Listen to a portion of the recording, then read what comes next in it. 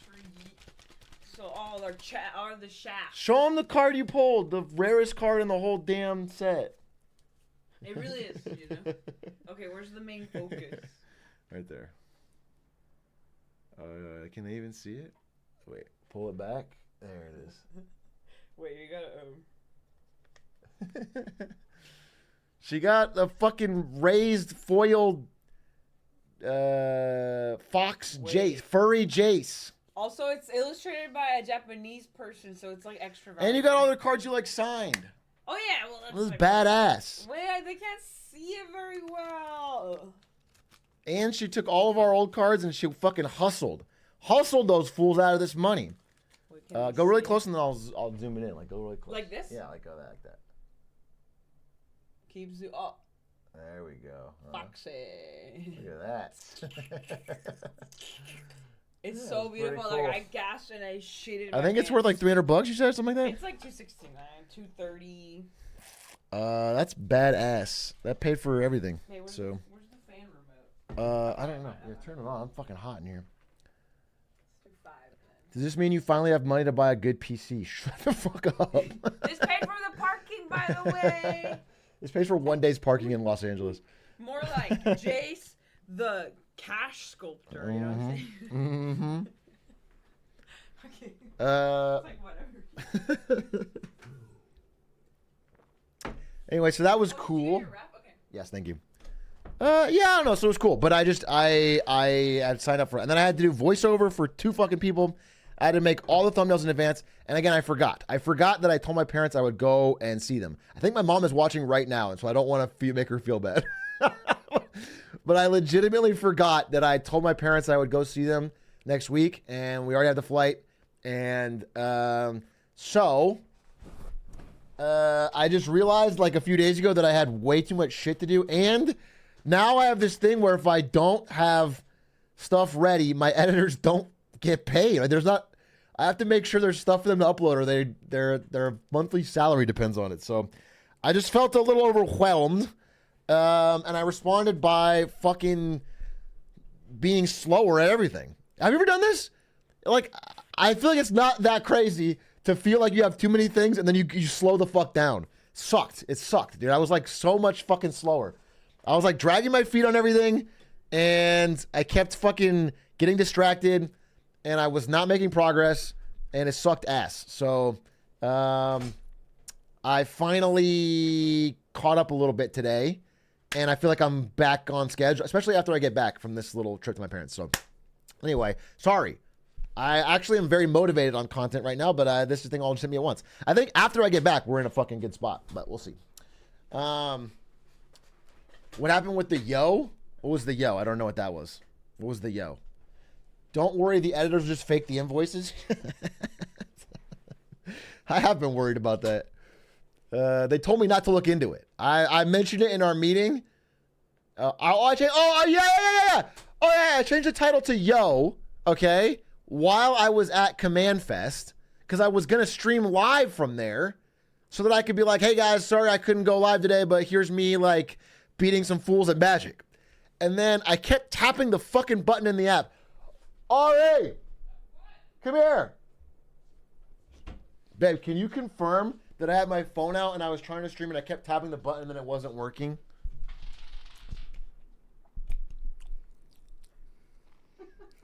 It is true, actually.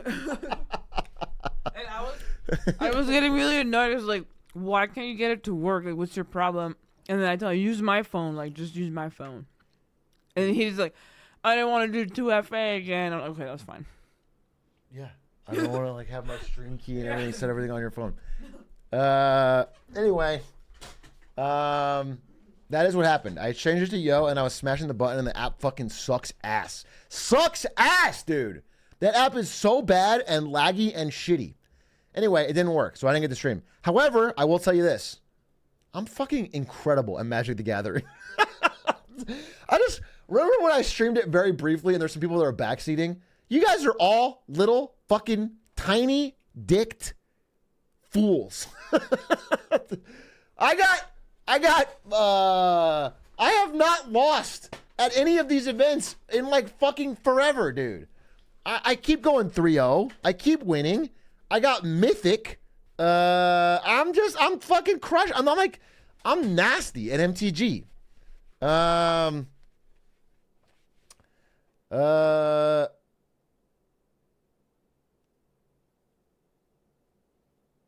Somehow we never see it. I can pull it up right now. Did you see the... Oh, what? MTG format? Only draft. Only draft. I don't know shit about anything else. Everything else costs money, dude. I play draft. When you show up at game nights... Oh! That's another thing. So, one of the reasons I really wanted to do this is why because I didn't get paid for this. I want you to know. All this thing I agreed to do, I didn't get paid for. All I got was some vouchers that Ari all used to play in events. I got nothing. Okay? But what I did get out of it was I got to play Magic the Gathering with people from Dropout and College Humor. And if you know me, I'm a fucking diehard, lifelong College Humor fan. I got to play with like Ali and Iffy and not Jake and Amir, they're not, but like all these people, right? And it was fun, okay? So I really, really, really enjoyed it. I got to talk with, I was sitting next to Ali. I talked to her about Jake and Amir, and she said Jake helped her on some contracts and that he's a good business guy if I ever wanted to talk about business stuff, because I told her I was doing business streaming. So I don't know. Shit could happen, bro. Shit could happen. But that was why I wanted to do it. And, I'm sorry. Ali, they said, they were really nice. And Iffy was nice. And who else did I meet? I feel like I don't remember everybody's name, but they're just nice people. They're just really nice people. Okay. And, Travis organized the whole thing. Shout out to Travis Gaffer for setting everything up. What else happened? I don't know. It was just a good time. So I'm glad I did it, even though it was very stressful, in the events around it. I stayed up till, I'm not kidding, I stayed up till 5 a.m. I know that Hugh ad doesn't seem like a big deal. It's a pretty normal ad, but like they were very specific and they kept making me edit it. And so I had one more day to do it where they were going to cancel it. And so I had to re-record it. Like that ad was recorded at 3 a.m. And then we had to get it edited by Zinjo because he's the one on New Zealand time, the only person who was awake. I messaged all my editors, nobody's awake. I'm like, we have to get this edited. By the way, I gave Zinjo 10% of what Huel paid, and that was a 1 minute bit of footage. So I don't know. He got a lot of money. He got a lot of money for 1 minute of editing.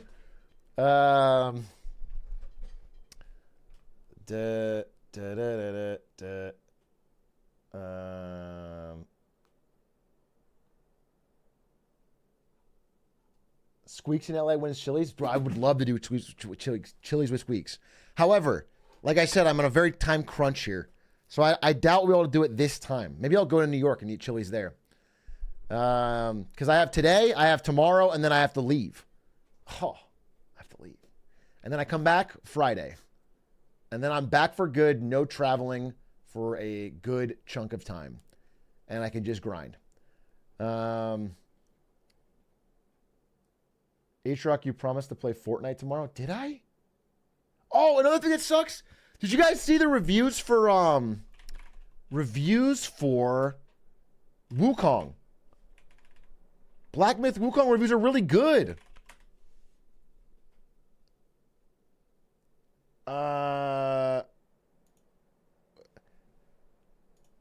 It's Epic Saga. Look at this. How to do the stanky leg, Chris Pratt, Mario, it's a me. That's not. Apparently it's got hella bugs. Well, maybe me waiting a week will be good.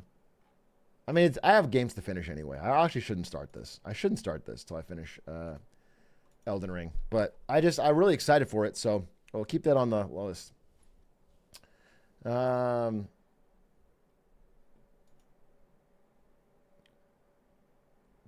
Did you see the streaming guidelines? What are they? Streaming guidelines?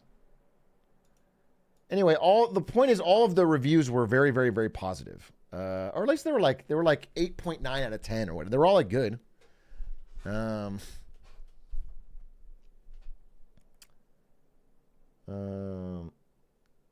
Something else. Wait, what is this?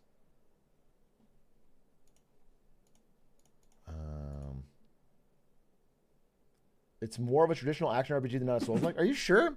Everything I look at, it looks like a very Souls-like game. You're telling me it's not? I'll just look at it right now.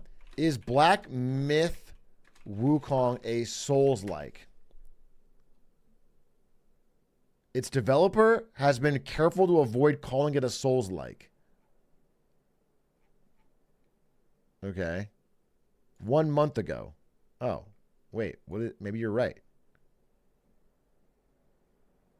Demanding, methodical combat. Check. Tons of tense boss fights and encounters. Check. RPG progression with skill trees, gear modification, and more.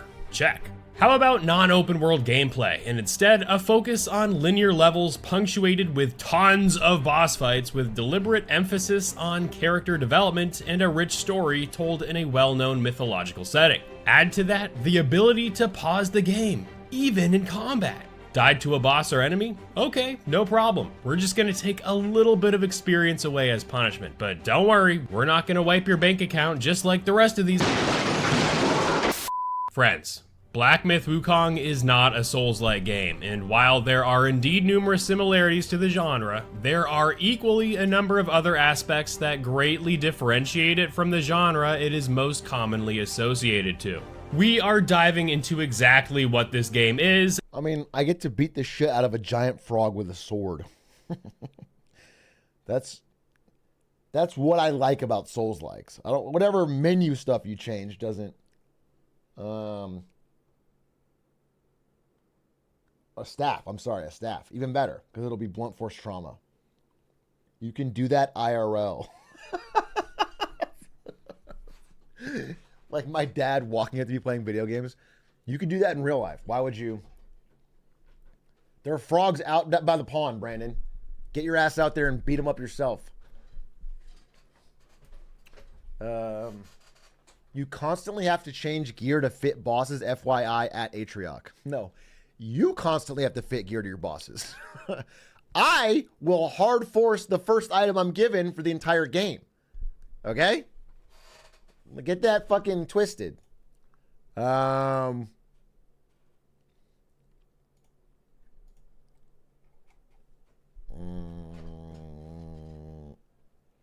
Atrioc IRL fighting stream would be my Make-A-Wish.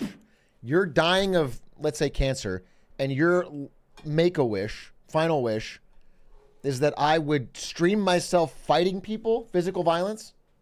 That doesn't seem like a good use of your... That seems like a really... I don't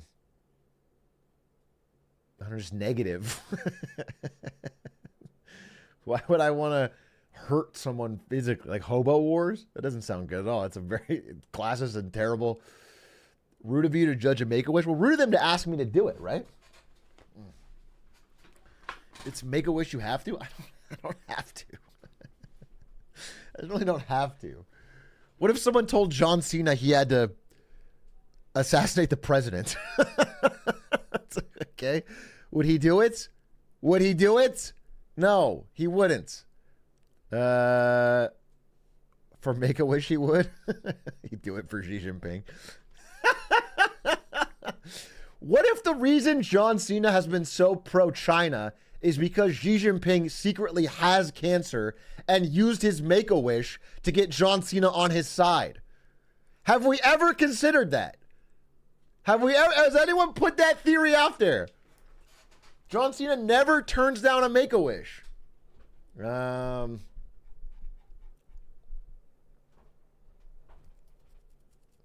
don't think that's how it works. You wouldn't know. You wouldn't know.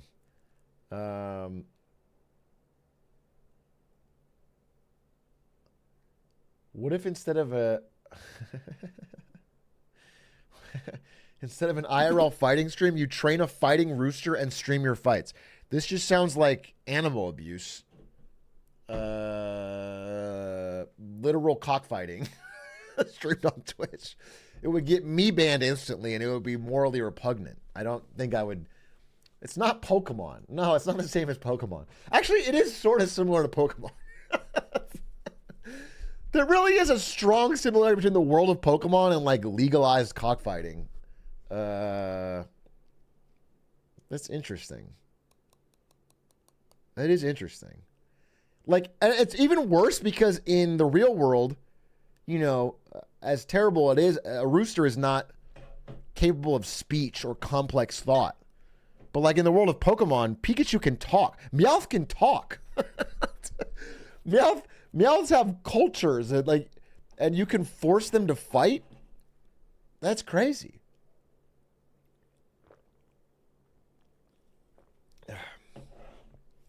Yeah, most of the Pokemon want to. This dude would be like a guest on Pokemon Fox News. We have expert Dondle here. Yeah, actually, Pokemon love this. They love to fight. It's in their nature. So actually, you're a bit of a hero for doing it.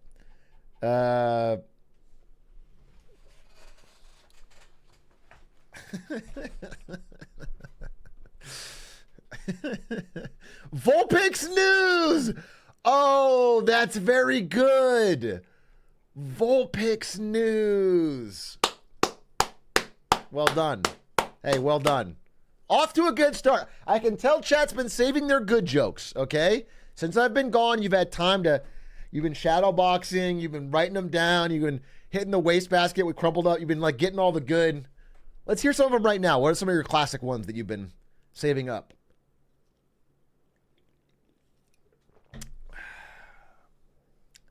There. There it is. And there they are. There they are. I can tell. Wow, such good content that you've created. Hey, here's somebody is getting a little bit of a mood lifter. I'm feeling sad and lonely today, so I'm grinding League of Legends until I pass out. A heartwarming story that we can all relate to. Beautiful. Awesome. Heroic. That'll fix it right up. As someone who's been there, I can tell you that nothing works better. And if it's not working, try playing even more League of Legends. Do you know what I'm saying? The trick is to do more. If you're not doing enough of it, you won't feel it. You should try alcohol. Yeah, it always gets better when you add substances to the mix, and then even better if you have any sort of financial insecurity, fix that with gambling. So put that in there, and that'll mix that all up in a pot, and that will work perfectly. It's so easy. I believe most therapists recommend this, but I'll save you the time. Don't have to spend the money on it. Hey, Big A, I've watched for 2 years. This is my second ever stream, and I was able to sub today. I've had a terrible week, but this is making me really happy. Thanks for streaming. Is there any way to thank you more? It feels like I paid you to do this. This feels like a setup. I guess you can head on over to... No, dude. Thank you. Appreciate it. Wait, you didn't time them out, did you? Don't time them out. No, thank you for watching the... Honestly, watching the YouTube is all I need, bro. You watch the YouTube... I think one cool thing about my channel... and there is only one cool thing about it because the editors don't do anything, just me, is that because I am marketing and business adjacent, I think I get way higher CPM, which is the amount of money you make per view, than most channels. Like gaming channels that I know get way less. And so I think for my size, which I think I have a good size on YouTube, but like for my size, I think I do pretty damn well. I truly, YouTube handles it all. All the business is paid through YouTube. All the employees are paid through YouTube.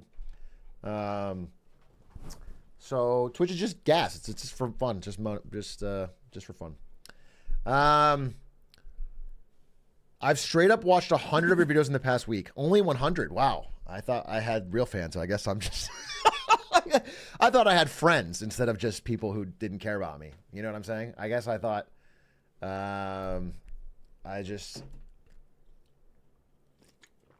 No, appreciate that. Although, take a break, actually. I don't appreciate it. 100 videos is way too fucking much. Also, actually, I'll be honest with you, I probably don't like you because people that watch 100 videos in a row, I'm sorry, that's my fault, who watch 100 videos in a row, they show up on Twitch and they have a certain expectation because they're so drilled into the edited content, and they get mad at me for not speaking fast enough or for not having a joke every 10 seconds or for not they get so, it's very annoying. It's like if you only like edited content, then only watch edited content, but don't show up to live and expect me to like live edit myself into a, I'm just doing this live. This is how I can't speak at 2x speed, bro.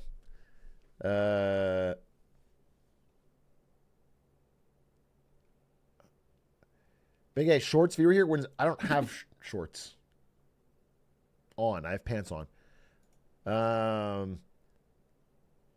Is this 100% improv? I'm sorry. Are you trying to? Were you under the impression that this content is scripted? That this thing where I pull up chat messages and someone says Glizzy and I go, "Don't call me Glizzy. You think I'm sitting there with a fucking pen and pad?" And I okay, all right. At 4:09, someone will say Glizzy, Glizzy, Glizzy. That's when I'm gonna. What do I say to that? How do I? Then I'll leave the room and we'll have chat say, "What are you talking about? How did you figure that out?"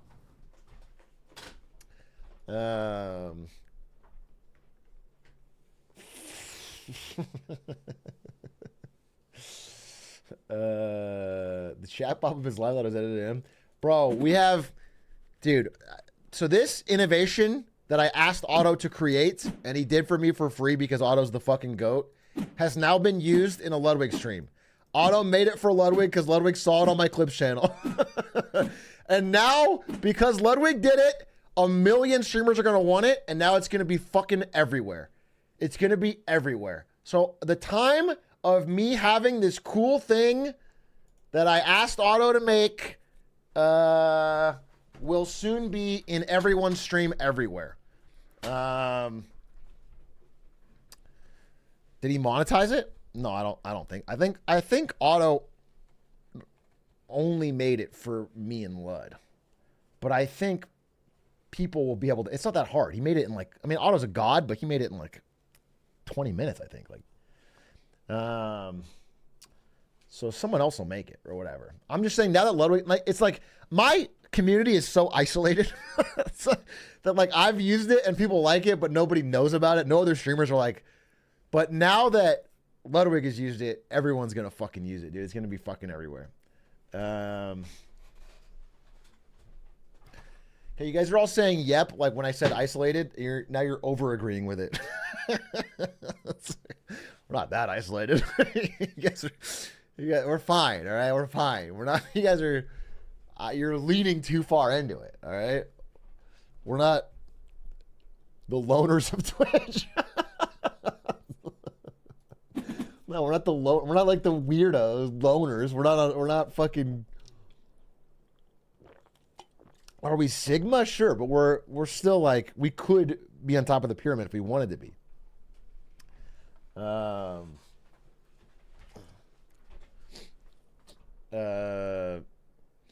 We're like if Japan was real. Yeah, I think we're kind of like that. We're kind of like that.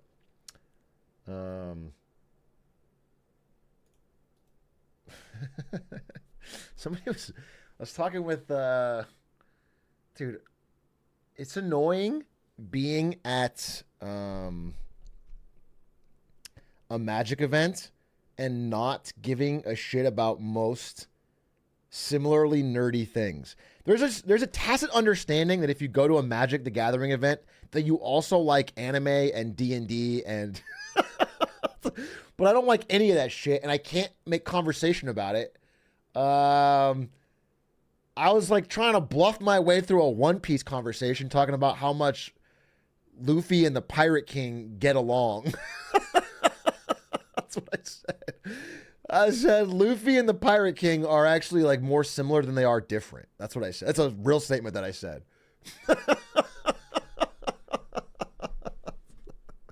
which is actually kind of facts, dude. It's actually kind of fire. And they couldn't tell instantly, but then they figured out quite soon after that I didn't know what the fuck I was talking about. And they said, someone said, who was it, like Zell? I think he said, yeah, it tracks. You're not the right demographic to enjoy that thing. And I was like, what does that fucking mean? I'm a mid-30s white guy that's talking about Northern Line all the time. And he fucking laughed like that was the truest thing I ever said. Hey man, I just see this fits you. you want me to wear a wig I see this. on stream? What? But when am I ever gonna catch you? After stream. Okay then. Man, why would I? What is this for? This is for the. Faker. Oh, this is the faker I wig? have to style it, but I need to see if it fits you first because you have a ginormous head. Where's all greasy? Okay, who cares? Oh God. Look at this grease. This is not how faker looks. I have to style it. I just need to know if it fits. You put it on backwards. Wait, this might not actually. What? Is that the goat? How big? Where did Atrioc go and where did Faker get here? Hold on. Ari, go get Atrioc. Faker's on the stream. He'll be so excited to see him. How big is your freaking head? Okay. Right there, does it hurt from tightness? It does not hurt. I Okay, don't. So I have to do like the little. I have to style it and then do the little bowl cut. All right, you can put your hat. I don't think you should buy the Ari skin, folks. That's how he talks. Yeah, that's how he talks. He says, folks. All right, if it's good, I'll style it later. Dude, someone said LinkedIn Park. Holy shit, that's funny. That's fucking good. Holy shit. You came up with that off the dome? That's incredible. Man, if I made a joke like that on that speed, I wouldn't stop talking about it for a month. That's crazy. You guys are crackling. I need to take longer breaks more often. Atrioc,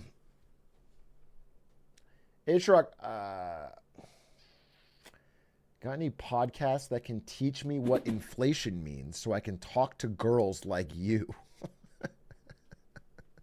He's got the eyeball thing, which means he's not watching the stream. He just has the audio. He's literally using it like a podcast right now.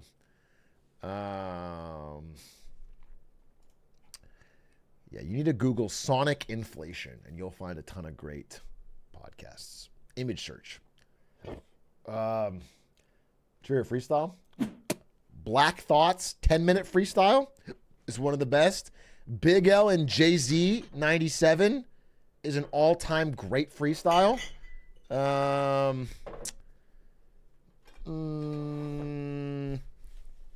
There's an extremely early, like year 2000, Eminem and Proof freestyle where they're going back and forth. That's a really good one. There's one of my favorite ones is Joey Badass on the LA Leakers. The mask off, Joey Badass, LA Leakers. Yeah. LA Lakers. You can swim in the rhythm of the little rain. She drowned, I'm telling her to get a friend. White girls need love me from my Lynette. Kiss me all over my brown skin. I got the soul of a black king. It takes control when I'm rapping. Let that bitch know like I'm acting. I mean, he just goes off. It's crazy. It's like it goes 3 minutes. It's good. I don't know. There's a bunch. No, my favorite, Monster by Kendrick. Nigga, tell the world I'm Compton. Nigga, I'm Compton. Big ass condom. Motherfucking problems. Make sure that you don't bring your man to my concert. I want you to suck my whole band after concert. Compton. Nigga, I'm Compton. Big ass condom. Motherfucking problems. I'm killing every instrumental and I co-sign them. And no 360 doozy, that's advanced. It's at McDonald's. That's a good one. There's a million of these. There's a million. I could give you 100. I love freestyle. I love freestyles more than songs sometimes.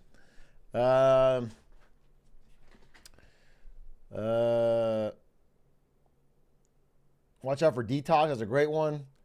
Did you forget about the trivia? I did.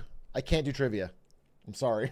I don't have time. We got to do best tweets starting here in about 20 minutes, and then we got to do Get Smart Saturdays, and then we got to do Was It Beijing, and then we got to do the price gouging Kamala Harris discussion tomorrow. I got 4 things I got to do to make videos, so I'm gone for 4 days. Deontay Hitchcock has a great... If you want somebody you've never heard of, Deontay Hitchcock. Someone on the stream told me about that. One of the best freestyles I ever heard on I-95. Deontay Hitchcock bars on I-95. That's a fire freestyle.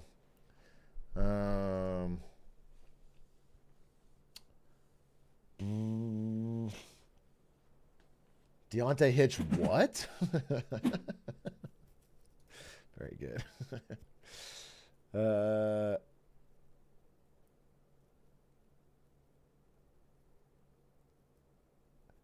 Are we still getting Mom Atrioc? Yes, of course. But she doesn't fly out here till later. Till like next month. So yeah, I'm gone next week to see my family for 4 days. And I'm back on Friday. So we'll have a clip.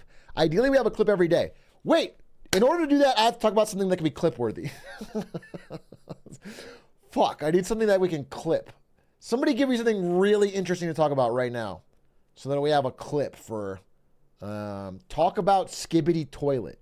That's not gonna work. That's not gonna work. No, I'm not gonna talk about Skibbity Toilet lore.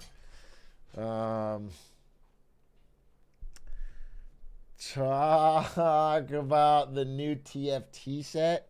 I got to meet the Riot. Oh, another person that was at this Magic event was the Riot Games director of competition for esports and 2XKO, Michael Sherman. And it's crazy. We have a history together. I have known him for a long time, but I haven't talked to him in a long time because he, before he got hired for Riot, ran collegiate esports as a young man. And he ran a tournament called Ivy Law that I won.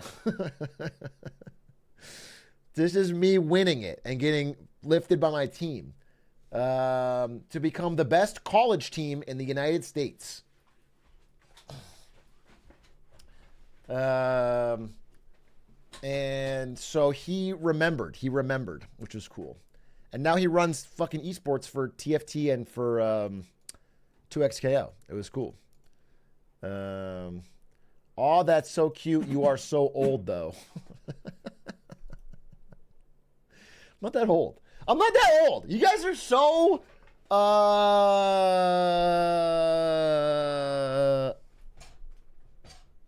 You have such a wrong impression, all right, of my... Don't worry, I'm old, too. No, I'm not in denial. On the cosmic scale, you are a spring chicken. If you compare me to the age of the universe, I'm actually quite young.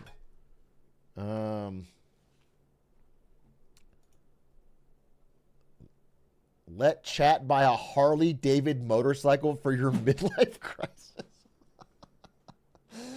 A midlife crisis stream? It's like an Amazon stream, but we only buy fucking hair plugs and a Harley Davidson and a some fucking, what else do they buy? Lava lamp, a leather jacket. No, I'm not. What's the financing plan look like? What do you mean? Actually, I heard. Here's a little interesting business discussion. So obviously we associate Harley Davidson with old people because of the way you made that joke. Well, it's true. They're having a generational fall off in sales because nobody young buys Harley Davidson. It's not like a brand that some will be, it's only old people. As they die off, the brand falls off. There is nobody getting into it from a young age. It's not like the new generation is turning old and then So it's bad. They're really struggling, and they tried. So I was reading a pretty interesting article about their business strategy, and they had, I think, a different CEO who tried to be like, "Hey, listen, this is coming. If we don't fucking change our plans right now and start attracting younger audiences, the brand is going to die." So they tried different things, and they started to lose sales with old people because of that. So they panicked, fired the CEO, and then went all in on old people shit again. They like did a desperate backpedal. And so it saved the sales for a little bit, but now they're encountering that big problem. And now they're having these big fall. It's really funny how they back themselves into a corner and then we're super short-sighted about it. Let's see if we, yeah.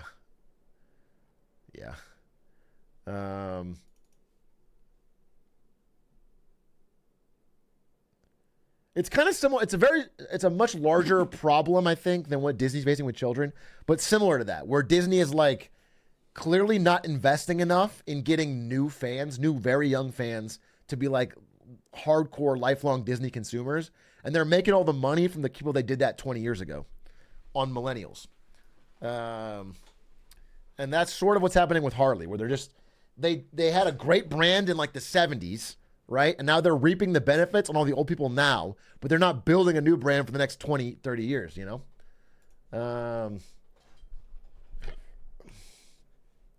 Disney got Bluey and they can't let go. I think I saw that in my comments a little bit. Just to be clear, Disney does not own Bluey. They would love to own Bluey, but they don't. Disney has distribution rights outside of Australia and the UK, but they have to pay through the nose for those, and they don't own. They can't make like a Bluey theme park. They can't do anything. Like they want to buy it. Disney would love to buy Bluey. They would spend any amount. They want like a new Pixar type beat, but the guy's not selling yet, so, or the BBC isn't selling. Tea time. Oh, the Disney lawsuit. Yes. Perfect discussion. Okay. Again, you guys might even know more than me, but we should bring it up. This is insane. Some woman died while eating, she got anaphylactic shock and died while eating in a Disney restaurant. Okay? Her husband and her both asked, hey, does this food have shellfish or whatever? Is this food cooked with shellfish? They said, nope, you're good. Then they serve her the food. She dies. Okay? Her husband, maybe it was peanuts, okay? And then her husband obviously sues the fucking company, Disney, for the restaurant lying to them. It's a wrongful death, okay? Disney goes back and finds out that this guy agreed to avoid settling in an open court when he signed up for Disney Plus. As part of the Disney Plus EULA agreement in 2019, years ago, he agreed to only do forced arbitration, separate trial, out of court. Yeah, it was a free trial of Disney Plus. He didn't even keep it.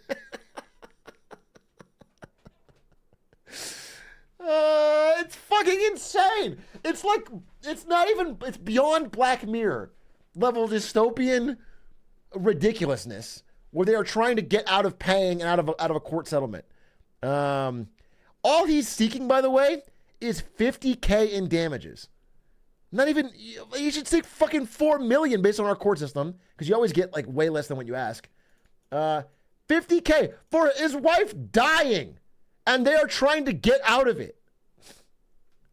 It's actually absurd. Disney says the case should be handled out of court because Piccolo created a streaming account.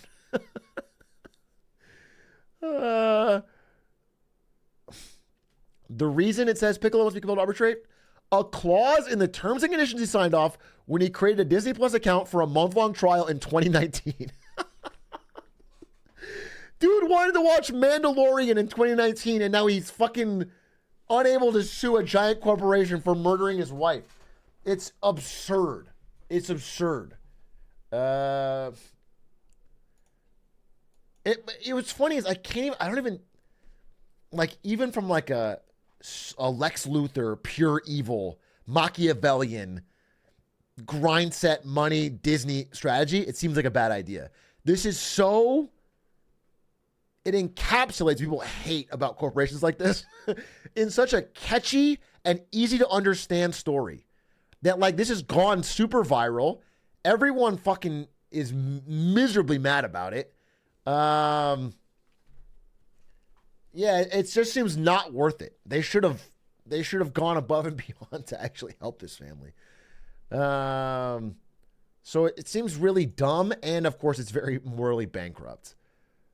But there's simply no reading of the Disney Plus subscriber agreement, which would support the notion that Mr. Piccolo agreed to arbitrate claims arising from injuries sustained by his wife at a restaurant located on the premises of a Disney theme park, which ultimately led to her death. He created it on his PlayStation. Wait, he didn't even continue after the trial. He just did the free trial. That's so insane. That's so fucking insane. And yeah, there's 150 million Disney subscribers. So I guess all of them have agreed to never sue Disney for any reason. Crazy. Super based. The terms were not even on the contract. They're him on the link behind the link. Yeah, well. What an idiot should have read the deal. Just absolute scum fuck. What an idiot, dude. A fucking actual savant, actual intelligent person, I went through the EULA with a fine-tooth comb. And I knew, actually, that I was going to Disney in 3 years. And I knew that my wife is allergic to shellfish. And I knew there could be fucking problems from that. So I didn't sign up. No way it holds up in court? No, I don't think it will.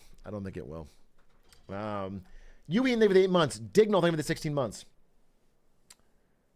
Do you think the lawyers were like, Bob, we should really just pay this? I don't know if they went up to Bob for this one. They might have just thought they could shut it down. And then, again, a lot of times, some of these old school company tactics have yet to run into the reality of social media virality.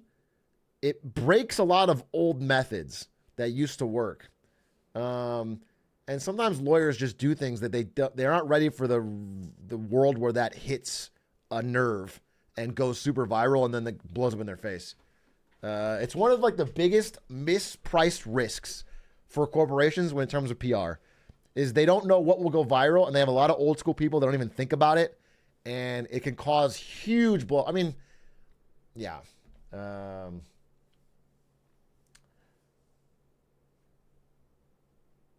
It's also true. It's like I've seen plenty of examples where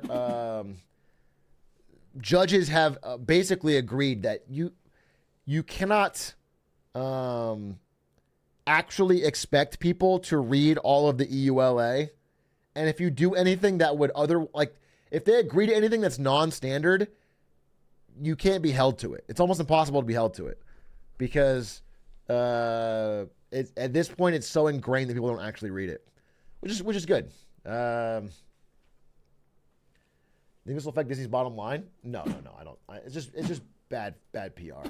I mean, again, things like this are like, it's like the straw that breaks the camel's back, where I just feel like Disney's had an increasing number of negative stories. I think people have,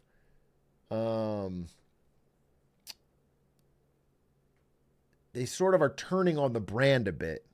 And then stuff like this, which if it was just one-off, would be kind of ignored. It starts to pile up. And then people start looking for alternatives, or they go other places, or they, whatever. I don't think it's end of Disney or anything. I just think they've been in a bad spiral for a bit, and they clearly are on like the break glass in case of emergency Toy Story 5 train. After basically saying they wouldn't do Toy Story again, now they're back again with Toy Story 5. I haven't watched the Toy Story 5 trailer. Can we watch it?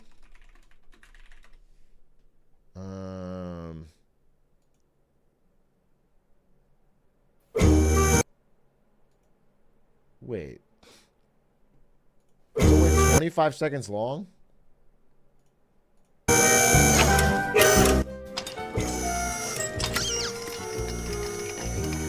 Oh, there is no trailer yet? Well, this is no, this is again.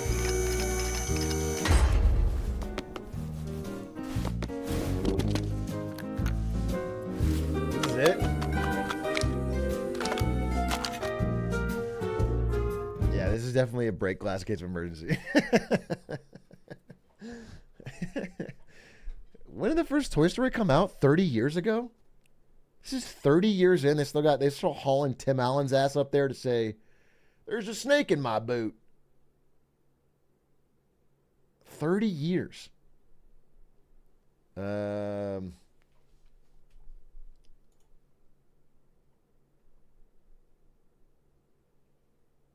Allen is Buzz? You're right. Is he? Wait. No. Wait, which one's Tim Allen? Which one's Tom Hanks? Isn't Tom Hanks Buzz? Tom Hanks is Woody. I'm sorry. You're right. You're right. Tom Hanks is Woody. You're right. Tom Hanks is Woody. He just disappears into the role. He disappears into... Unlike Chris Evans. I'm sorry. Unlike Chris Pratt. He disappears into the role. We just watched... Fake Millennial, you caught me. I'm Gen Z. I've been method acting the whole time. Skibbity.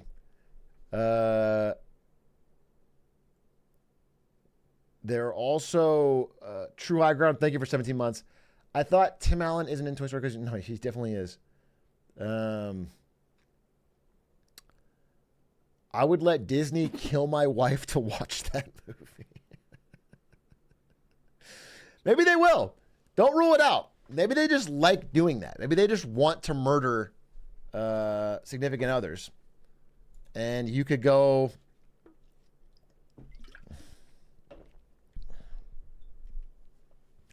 That's in the terms when you buy a ticket. You actually agree if they can kill your family members during the... Yeah. I can't wait for 10 years from now when they pull up your chat logs in the Atrioc chat in court to prove that you have no legal grounds to sue because you've watched Toy Story 5 and they murdered your wife in cold blood. Caught. They got you. They fucking got you. Anyway, I don't think there's more to that story, but it was crazy. Really fucking crazy. What's Disney at? I feel like they've just been in a bad spot. Outside of Inside Out 2, which was just a shocking, phenomenal success, I don't think they've had a great run of it.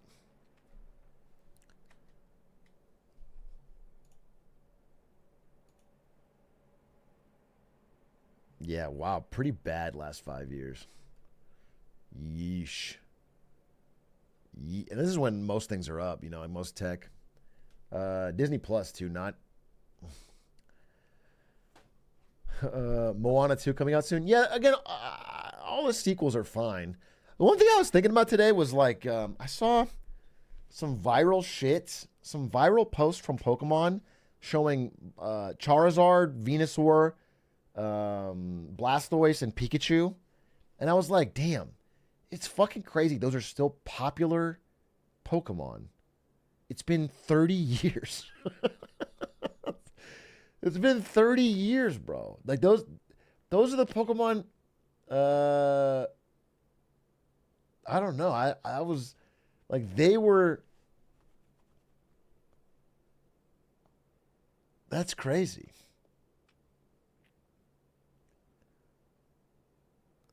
They make a new Charizard. This is the original. This is just a post on Nintendo's channel, like on Pokemon's channel that was going viral. Millennials on some Neverland shit. Yeah, it does feel like that in a bit. It feels like things have stagnated. In a way, that's what I'm trying to getting at. Is like there's definitely a bit of like regurgitation of shit that has been popular forever. Because I'm trying to think of like 30. So like, let's say I'm a kid. It's 1997 or whatever. I'm getting into Pokemon. What did I like that was 30 years old then? What was from 1960s that I liked as a kid?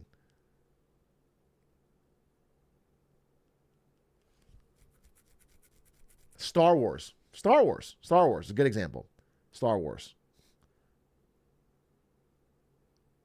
Looney Tunes. Looney Tunes. That's a good one. Star Wars is 70s, but still, that's like it was about the time. James Bond. James Bond. I like James Bond. True. I like the GoldenEye video game. World War I history YouTube video. I was not 6 years old watching World War I history YouTube videos. YouTube would not be invented for another 8 years. The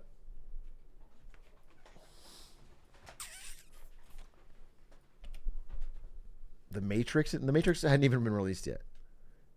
It was called Vimeo back then. No, in 1997 we didn't even have internet, bro. How was it eating lobster with the pores in the 20s? It was bad, I guess. I mean, the 20s wasn't. 20s was the golden age. 30s when it was the pores. The roaring 20s, baby.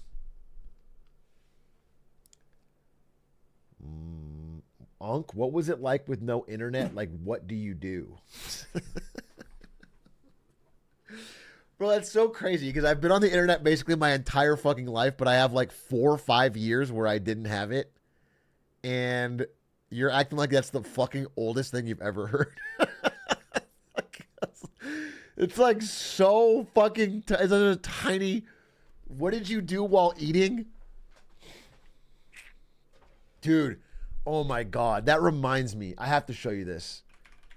Dude, the brain rot is getting extreme. The brain rot is getting absolutely extreme. I saw... Please let me find this. I liked it, so it's got to be in my likes. Come on. Come on, dude. You guys have to see this. This fucking Reddit post. Is there a song with no skips? Like, what song to you has no skips? I'm trying to find a song I can listen to fully without skipping from start to finish. What songs be like that for you? Ah! It's over. It's over, dude. People used to say this about albums. Albums.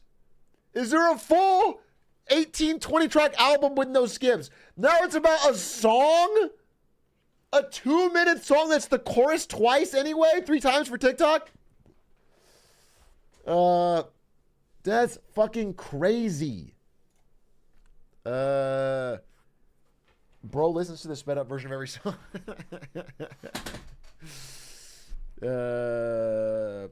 Where the original iPod came out, there was a... Wait, what'd you say? When the original iPod came out, I lost your message. When the original iPod came out, fuck, where's your message? I thought the same thing, but then you just get over it and listen. Wait, what do you mean? You thought the original iPod was the death of music?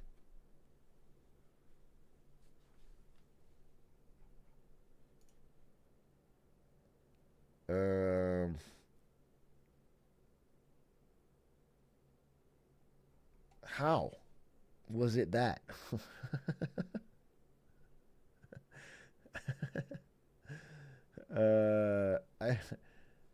Atrioc, how many... Oh, wait, no, that's such a stupid question. I'm not going to read it.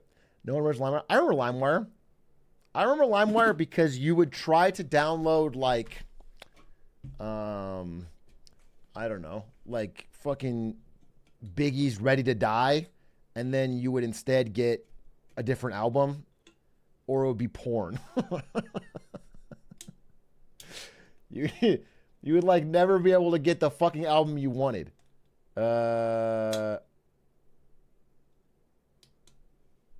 It was always, they would just lie about what the file was. Or a virus, yeah. It was the OG loot boxes. I guess Zoomers even know, like, I guess I feel like piracy rises when it's needed. I feel like Zoomers didn't know how to pirate, or they didn't use it very much, and now because of the last few years, like maybe post price, like 2022 and on, with price raises on everything, Piracy's back. I feel like Zoomers had to learn.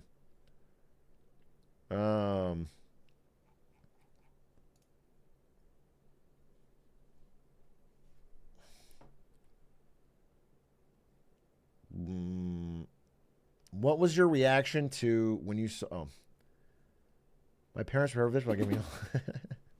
I mean, I pirated everything when I was in school. I pirated all the time, just because when you're a student, you can't afford anything. There's just no. You either don't have it or you get it for free. So there's no option. You know what I'm saying? Like, and I wouldn't like so many things. One thing I heard that might be true or might not, I don't know, but that Adobe didn't crack down so hard on people pirating Photoshop, at least for a bit, because it was the greatest pipeline to getting students using their product. And then when they went into the corporate world, they had to, like, corporations have to pay. They can't pirate it. It's like way harder for them because they're facing a bigger legal liability. So they didn't care as much if you pirate it as an individual, because once you're hooked on the product, then you go into like your job and now that's the only thing you can use. And now they have to pay. Either it's genius or that's just not what happened, but it worked out that way. But I learned Photoshop, which I use all the fucking time for like YouTube thumbnails, because of piracy. I would never been able to buy it myself. How do I pirate my textbooks? Haven't they made it so it's like impossible to pirate textbooks now? It was hard for me as well. I mean, the problem was, I'm trying to think back to when I pirated textbooks or tried to get around it. But the only examples I have are from freshman year, because after freshman year, I got into League of Legends. And after that, I just simply stopped caring and didn't buy any textbooks. And I would just skip class or show up and like not read it or own it at all. So it's like I wasn't like a problem I solved very easily. But don't they have like codes and stuff to make it so you can't pirate?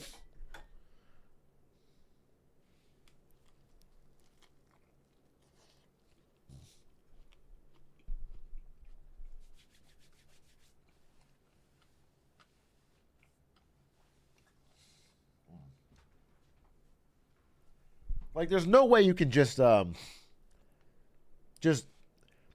like Google the book name plus PDF anymore. I assume that's dead.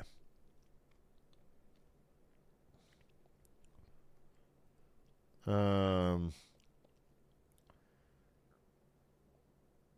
still works 80% of the time? Shit. Easy. What is libgen? Sounds too lib for me. If you have a conservative gen, maybe I'll check it out. Okay? But this is not... libgen is dead? Oh, what happened? It was the largest free library in history, and it's dead now? That's crazy. Do people still use the Pirate Bay? That's what I used. I was a Pirate Bay fiend. I was a Pirate Bay fiend back in the day. That was the big one. I remember, dude, I was so into it. There was like in the early Pirate Bay era, I think it was like 2007 maybe. Am I crazy? It was like, there was like a movement. Like the Pirate Bay people were like going to start their own island nation with Sweden. They were going to... Does anyone remember this? They had like a whole... It was like a movement. It was like piracy. It's the right to freedom. And everyone was... And I was like, yeah. But really, I just wanted free shit. I remember being so into it. But I look back on it, and it's like, bro, I just wanted free shit. It's crazy that I thought it was like some... Like, there's a real moral imperative that I can watch... You know, all the seasons of what would I torrent? Game of Thrones, I guess. So that's how long ago it is. Friends.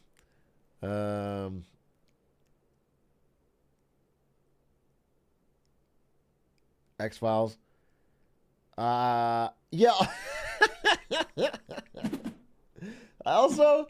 I did change this. Okay. Eventually, I became a huge seeder. If you guys don't know, in torrenting, there's people that seed it, which like use their internet to upload and share with other people. People that just download and then stop seeding. They just leech it, right? And the etiquette is that you should, after you finish downloading the product, seed it for a while so other people can get it. Be part of the solution. But many people, myself included, don't do that. And I didn't do it because I had such bad internet that like if I was seeding I couldn't do anything else. Once I got good internet, I seeded all the time. But it would I'm not seeding. That shit sounds gay. What's funny is like that's probably what I would have said in 2004 or whatever. Not now, of course, but if you're flashing back to when pirating, that's exactly what I would have said, bro.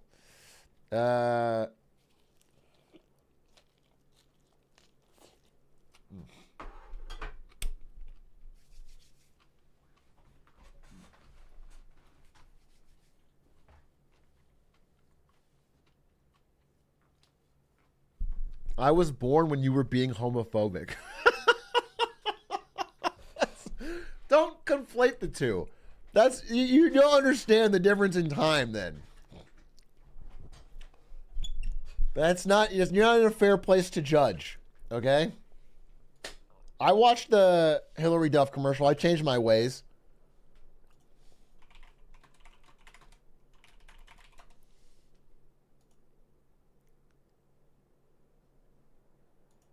Do you like this top?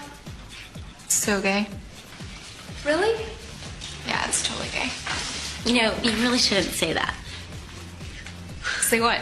Well, say that something's gay when you mean it's bad. It's insulting.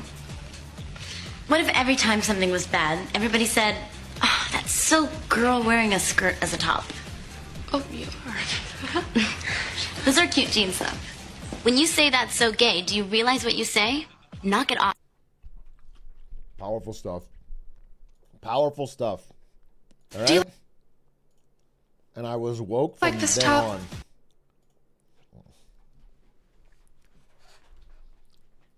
Yeah, she mogged her.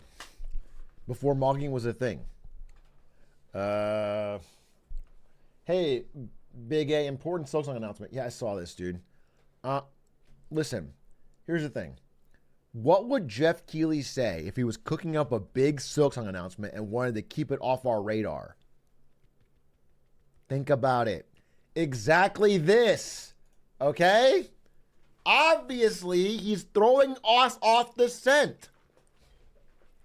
This is almost confirmation that it is coming on Tuesday. Silksong is almost guaranteed coming out. Real fans know.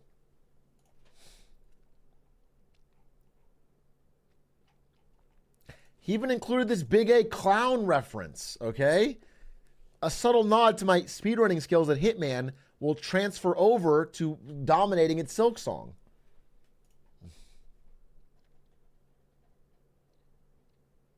Crazy I was supposed to come out a year ago? Dude, fucking, it is crazy. It is fucking crazy.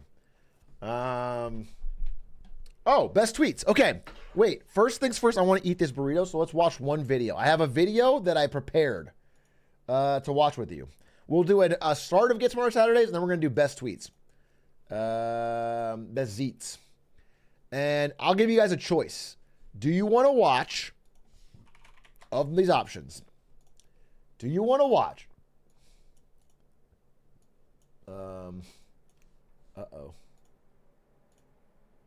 what did I name it?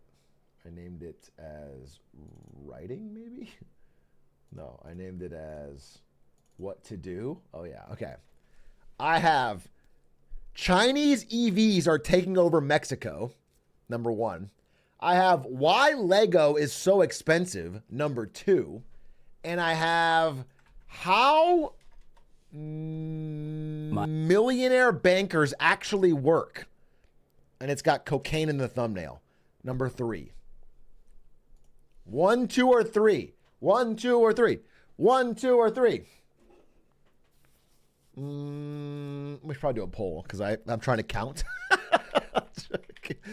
I'm trying to count and it's not working. I can't actually count the chat that fast. So we'll do 1, 2, or 3. I'm going to pull up this poll. Which one? Okay?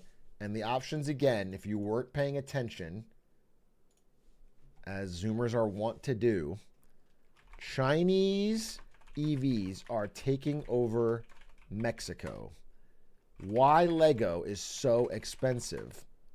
How millionaire bankers actually work. Boom. Started poll. Here it is. 1, 2, or 3.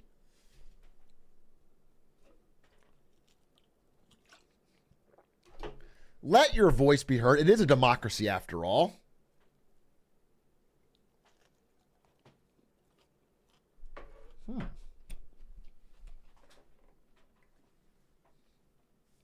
Interesting. Unless the mail-in ballots come in pretty soon. Unless the mail-in ballots come in overnight, it looks like it's a pretty good number 2. Why Lego is so expensive. I'll go to 500 votes. Get your votes in, folks. You have 70 more votes, 60 more votes to make your voice heard in this democracy. There's a real chance that how millionaire bankers could still win this. The overnight votes are coming in. The overnight votes are coming in. Holy shit. No, that's it. Why Lego's so expensive? All right, let's find out. Why Lego is so expensive.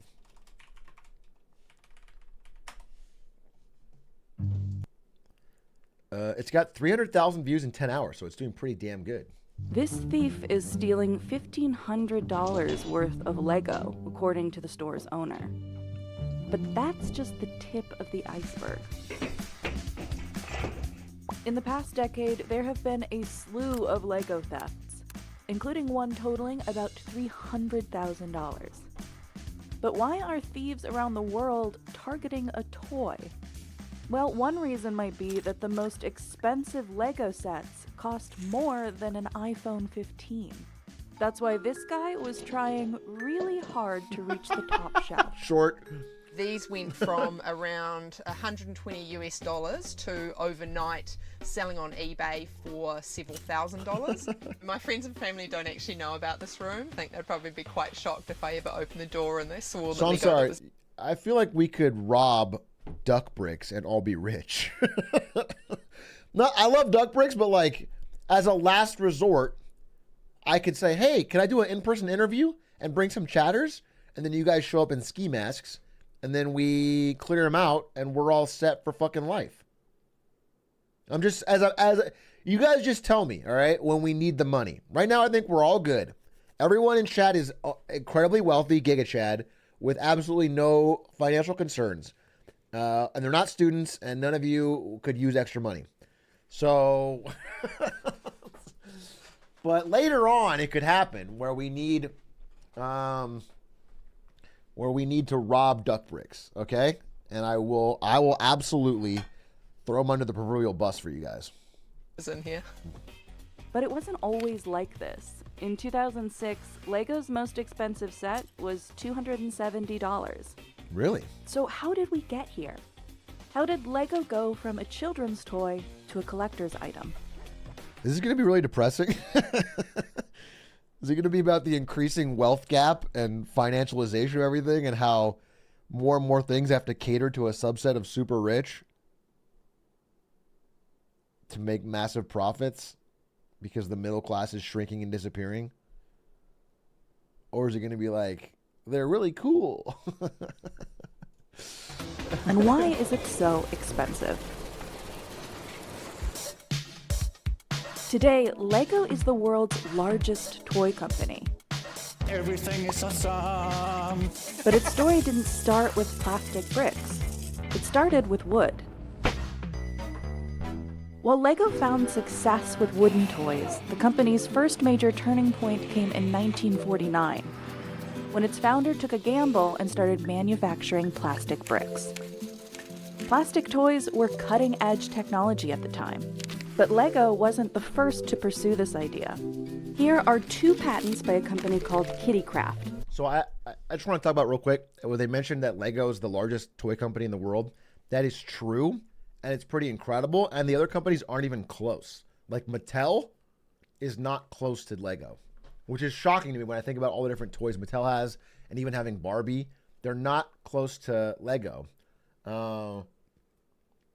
which is impressive. I found this out. I was working on a presentation, again, another unfinished one, but whatever, about how essentially right now Lego is trying to become Disney as quickly as it can before other companies do the same thing, like Nintendo. Lego would like to get into films and games and theme parks and TV shows and become a media empire. They're trying as much as they can to do that, to expand off of just toys, while Disney is trying to save their franchises so they can make more toys. From 1939 and 1945. And well, you can decide how much inspiration Lego took. Plastic bricks didn't click right away. Lego had to stick with the product and innovate to pull kids away from wooden and metal toys. And to understand the price of Lego today, we have to rewind to its very first set. It was just a box of bricks without instructions. Some of the earliest gift sets cost 25 Danish krone, about $60 today. But in 1955, Lego released the Town Plan, a simple version of the sets we have today. Kids built buildings and combined them to create little Lego cities. With this release, Lego solidified what it called the system in play. Okay. Its guiding philosophy would be that every brick should fit together and stand the test of time, allowing kids of all ages to build in unlimited ways. And we can't not mention the reasonably priced line. Then in 1958, Lego perfected its bricks with the stud and tube method, an interlocking design that enabled large yet stable builds. Lego uses that design for its bricks to this day. Lego is brilliant. Pieces that were built from the beginning of Lego interact with pieces that were built today. With just a few exceptions.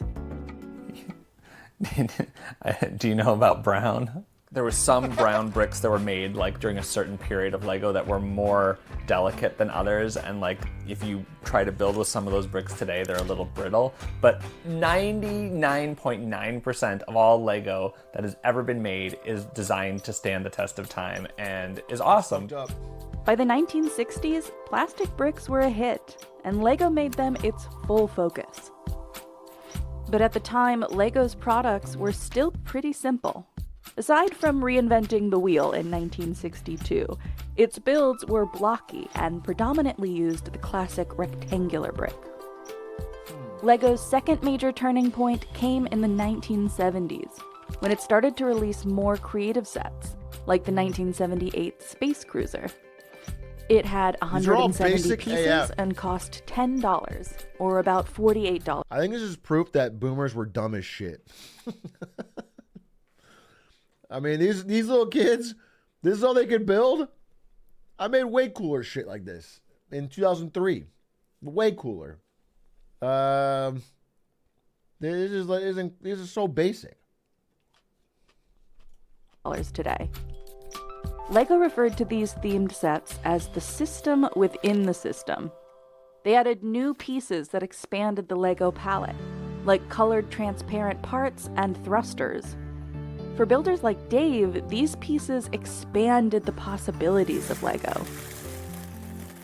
It's really fun to have other options because it's not like drawing where you have unlimited possibilities. Like, your limitations are the brick that exists. So every time a new piece or a new color gets added, it's exciting. So builds that I built like 10 years ago, I would build totally different now because there's an expanded palette of what's available to build with. Throughout the 70s, Lego transformed from a toy into a creative medium. Okay. releasing dozens of new parts, sets, and even debuting the iconic minifigure. Is that Chris The Pratt? company experienced huge success and worldwide growth in the 1980s. Hour after hour, day after day, year after year, Lego changes. There's no end to Lego. But much like those brown bricks, cracks were starting to show. By the late 1990s, sales slumped, and the company was losing money for the first time ever. Lego had grown rapidly and spread itself too thin, investing heavily in theme parks, media properties, and merchandise. Meanwhile, sales for its original focus, the brick, were slipping. Lego released sets that required less building, ignoring what fans loved about the toy. Take the Galador theme, which barely resembles a Lego product. Every dimension needs a hero. Every hero needs a special power. In Galador, it's glinching. Glinching was not going to save Lego. Glinching? How the fuck? I don't know this. What year was this? How have I never heard of glinching? That feels like a meme from the stream. When did this come out? When did Lego glinching?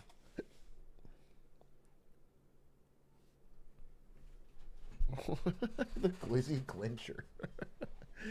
Wait. Glinching Lego. Okay. That was Galador. When did Lego Galador come out? 2002? Damn. I don't remember this fucking shit at all. Sets like those had one-off pieces that didn't fit into the Lego system. They cost more to manufacture and were less profitable. An executive would later say, "We had actually seen a decline in profitability, yet we continued to invest as if the company were growing very strongly. We failed to realize that we were on a slippery path." The company's annual report described 2003 as a very disappointing year for Lego Company. And then? Executives were also concerned that physical toys might not keep up with the exploding video game industry. Facts. One of the few things that kept Lego afloat. Actually, so facts. I think 2003 is probably when I stopped playing Lego and started playing video games all the time. They were onto something. And then, though, was Bionicle, the company's best seller for 4 years straight. Another bright spot was its licensed That's Star it? That's all Wars Bionicle sets, got? first released in 1999. Yeah, I love these. These ranged in price from $6 to $90. I love these. And they flew off the shelves. Licensed sets would become hugely important for Lego, but more on that later. Outside the company, something unexpected was growing, all on its own. It turned out that kids weren't the only ones who thought Lego was fun. Even in college, I was like, my friends were like going out to the bars, and I was like, well, but I could buy some more Lego.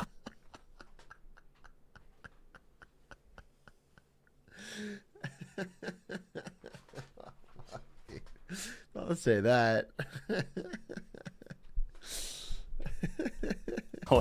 that money. The first wave of Dave millennials. is what some people refer to as an AFOL. Don't call him that. Adult fan of Lego, which I don't know. I mean, it's a term that we use somewhat endearingly, but it's also a little cheeky. His skill and passion cheeky. for Lego earned him a spot on the TV series Lego Masters, which millions of viewers watch weekly for its competitions. I bet he didn't win, though. I bet he didn't fucking win. Unlike my man, Duck Bricks, World Champion. Lego Masters Season 4, baby. World fucking champion. Best Lego builder I've ever seen. Crushed every week. They had to stop giving him the win because it ruined the show. They were winning so much. Doug Briggs is the GOAT. Between adults. I'm like a super fan. I watch like the international versions too. I love it. But the hobby looked a lot different when Dave first started building. Before the 2000s, even LEGO's most complex sets had young age recommendations, like 9 and up or 11 to 16. But that didn't deter creative people like Dave from getting into the hobby. Oh, wow. This is like 40 years of He's not a collecting millennial. Lego. It's almost embarrassing. He's Gen X. Thank God, saved. Millennials were good. Saved. He's Gen X. He's just a young-looking Gen Xer.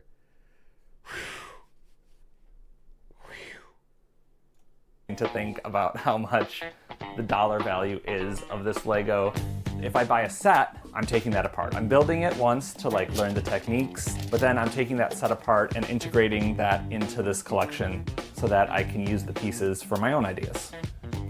By the 1990s, there was a growing group of passionate fans like Dave, who had either played with Lego as a kid or discovered it in adulthood as a creative outlet. That's a crazy build. And they were spending a lot on Lego. That's a wild build. For enthusiasts, having a room or an entire basement dedicated to Lego is a common practice. Everybody has a different system that works for them. It's in here. Actually, one of the coolest things, I forget if my mom or my dad did this, honestly. They're going to be mad that I don't remember. Whichever one of them did it is going to be mad I don't remember. But they got one of those tables. It's like a cheap, table. And they super glued the entire surface of the table with was like the flat gray Lego base. So we had two tables that were just like Lego tables that you could build anything off of them. Yeah, the base plates. And so, me and my brother would just, we had a trunk where they just dumped all of our Legos into it. We would just open the trunk, and then we each had a little table, and we could build whatever the fuck we wanted on it, and we would have imaginative Star Wars fights and shit. It was fun. It was really fun. And it was really cool that they built that. Like, we would just spend hours, me and my brother, just fucking playing Legos. It was really cool. I don't remember who did it. Somewhere, you just have to find it. The system's always changing. One of my favorite containers right here. I sold those 3 goats recently. Got croissants and bottles and eggs, chicken legs. So this is a whole container that just has minifigure hair. Maybe this is a little morbid, but you could have a whole container of just minifigure heads. It's definitely more than 100,000 bricks in this room. It's probably somewhere between 100,000 and 500,000 just individual Lego elements in this room, but like some of them are really small. I mean, there's probably 10,000 pieces right here. Dave estimates his collection is worth about $50,000. There's lots of ways to have a collection to build up, it might be a collection of vacations that you've taken over time, and this is a collection of memories and builds and pieces from many, many, many years of doing this. I love it because it's a way to tell stories. I can talk about or think about like things that have been happening in my life or things that are happening in the world. Or I'm sorry, is that like his parents arguing or something? This dude processing trauma with via fucking Lego builds? Or think about like things that have been happening in my life or things that are happening in the world, or tell imaginary stories. I was like, younger, building by myself in my apartment. It's a very solitary thing, building Lego. You're usually by yourself or maybe with a sibling or a family member. It really can be for anybody because there's so many different ways to be with Lego. Okay. In the 1990s, the passion of builders like Dave was quietly growing, waiting for a spark that would forever change the hobby. The internet. You got mail. I'm at the center of the web. High-tech illusion, fantasy. Somebody can hardly turn the computer on. It's all a bit worrying. Bro, it's insane how this is I mean, 20 years is a long time, but this is 20 years ago. It's not even. Do you know what I'm saying? Like, the world has changed so much. The world has changed so much. That's wild. More like 30? No, it's not 94. This is like 99, 2000. That's 25 then. When the internet started to catch on, people like me who had been building discovered that there were other people like me. And it was great to be able to connect, to see that other people were building. It wasn't just like building in solitude. And that's really, I think, when Lego started to become something else and not just a kid's toy. But Lego didn't always accept or understand its adult fans. One former executive said that decades ago, Lego saw fans like Dave as a source of irritation. Another said Lego didn't think their adult fans had value. But now they realize they can milk them for a lot of money. One of Lego's CEO said, "We kept thinking that much more should be done for the adult. Most people on the management team thought we should concentrate on children instead." For a long time, up until the 1990s, being a fan of something was not seen in a positive light. Like, why are you wasting your time playing with Legos? And so I can totally see why a company in the 1990s would really want to reject that. But the AFOL community's momentum was not easily stopped. It was growing not just online, but in person. Gamers were oppressed. People from all over the world would come together to be part of a convention. In the early 2000s, conventions helped fans connect and build a strong community. It was also great marketing for Lego, because enthusiasts would display giant creations. Like this 8-foot-wide Lord of the Rings build that took 11 years to construct. I don't know how much it cost. It was definitely in the thousands. Like, for me now, I'm done buying Lego. I feel like I have enough here. No way. No way, dude. No way someone builds a fucking 11-year Lord of the Rings Lego and then quits cold turkey. You'll be back, bro. That's cap. That's cap, bro. You're... That's cap. I've been playing with it since I was a kid. I got my first set when I was 4 or 5. Good portion of the apartment this set's really cool, man. With Lego. When this buy one's a badass. House, we'll very quickly have a Lego basement. Dude, look at her face. Look, you can't see it. I'm covering it up. Look at her face when he's talking.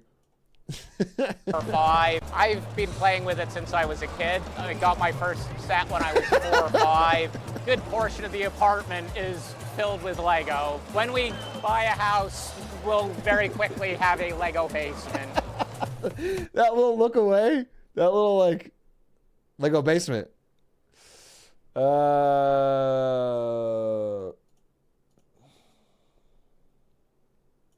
We often find the most powerful fandoms and the longest lasting fandoms come from the community. True. They tend to be grassroots or ground up kind of fandoms. That sort of creative transformation coheres a fan community, I think, stronger than if a media corporation or a toy company says, here's the way I want you to be a fan. Yeah, of course.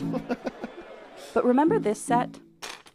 I bought 2, I sold 1, and I think I'll hold this one for a while and see where I get to. One huge aspect of the hobby driven by the community is the resale market. Lego retires its sets every few years. After that, if you want to buy it or need a specific piece, your only option is to buy secondhand. Because of this artificial scarcity, some sets skyrocket in value, and savvy buyers view Lego as an investment. So this is my Lego storage room. I've heard that Lego has outperformed the S&P 500.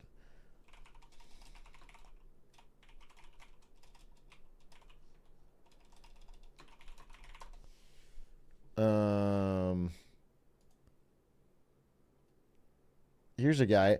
I invest in Lego because it's better than stocks, bonds, and gold, and I've made $500K in 2 years.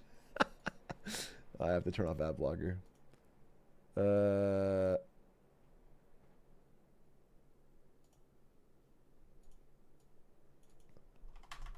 That's wild.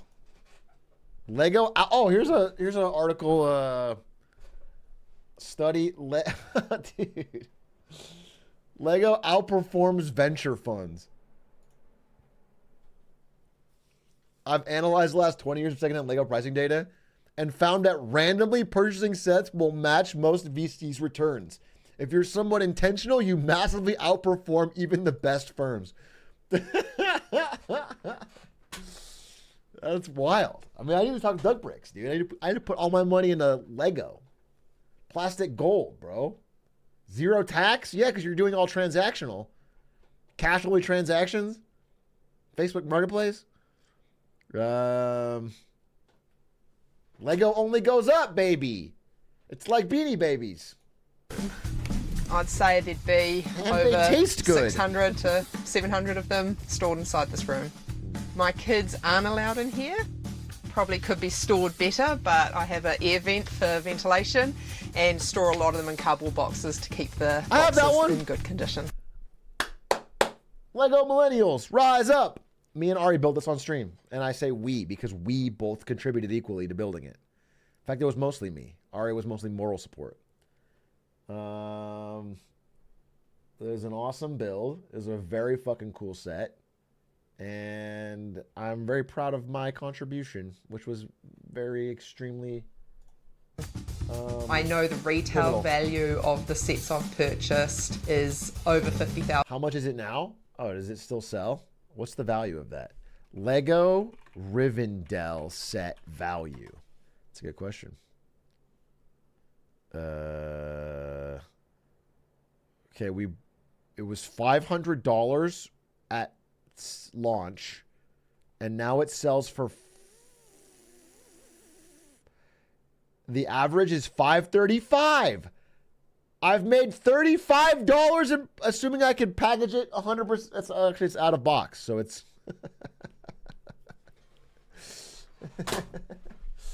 So if I could shrink wrap it and pretend it was unopened, I've made $35, near mint. $1,000. Secondary market value, I would suspect it's a lot more than that. Some of the sets alone are worth 3 to 4 times what the retail price was. I keep this nicely locked away. It is not a set to play with. Talking to your kids. Justine says she collects Lego not with the intention of reselling, but because she wants to build each one. Just have to get it out. It's a big one. However, knowing many sets increase in value gives her some pause in cracking open the box. So I don't really have a strategy or approach to buying Lego. I buy what I like. Unfortunately, I like a lot. On occasion, I have bought a set twice because I've forgotten that I purchased it. That's crazy. There is one minifigure alone within that set, Harley Quinn, that is worth $400, and the set itself is worth $1,200. So I'd love to build it, but at the same time, it's really hard to say I'll go, spend $400 overnight while building that set. $400 reducing for a its value. Harley Quinn Lego minifig? My ratio of built Lego to Lego in box is probably a little out of whack. Prices on the second-hand market can be eye-watering. Like a minifigure like this could go for like $200 because it's a very rare minifigure that only appeared in one set ever. Django Fett But not everything multiplies in value. And this massive network of spare parts is what empowers builders like Dave. I probably ordered like 2,000 lightsaber rods just to make this floor. It doesn't even look like Lego anymore. I'm putting them on their ends and putting them all so close together that they make that hexagonal tile. In the early 2000s, Those are all Lego's lightsaber fans rods? were innovating more than the company was. And in order to survive, it needed to embrace AFOLs. AFOLs. Lego recognized it was pursuing a losing strategy while ignoring a key customer base. To turn the tide, it cut costs, sold the theme parks, and refocused on its core business of building with bricks. And it was time to finally consider adults. Millennials. In 2004, LEGO, now under a new CEO, planned to fundamentally change the way it did business. Over the next few years, it sought to improve its products by developing what it referred to as grassroots collaboration with its adult fans. In addition to making sets more profitable, LEGO needed to recapture customer excitement. Wow. And who better to ask for help than its most passionate fans? In its 2006 annual report, LEGO said it obtains inspiration from the many independent homepages and clubs for LEGO enthusiasts all over the world. Inspiration for what, though? In 2007, LEGO released a $500 Millennium Falcon with over 5,000 pieces. That's like Riot Games saying, we obtain inspiration from our most die-hard League of Legends fans, and we were inspired to release a $500 Ari skin. What was the inspiration, that they have money and you want to milk them for? I don't understand what's the...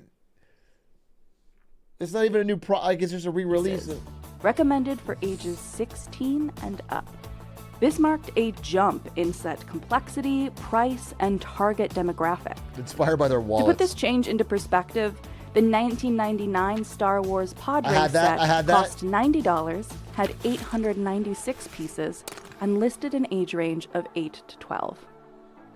They've also hired people like me who were LEGO builders to work for them. The things that we kind of pioneered are now being pioneered by the people who work at LEGO.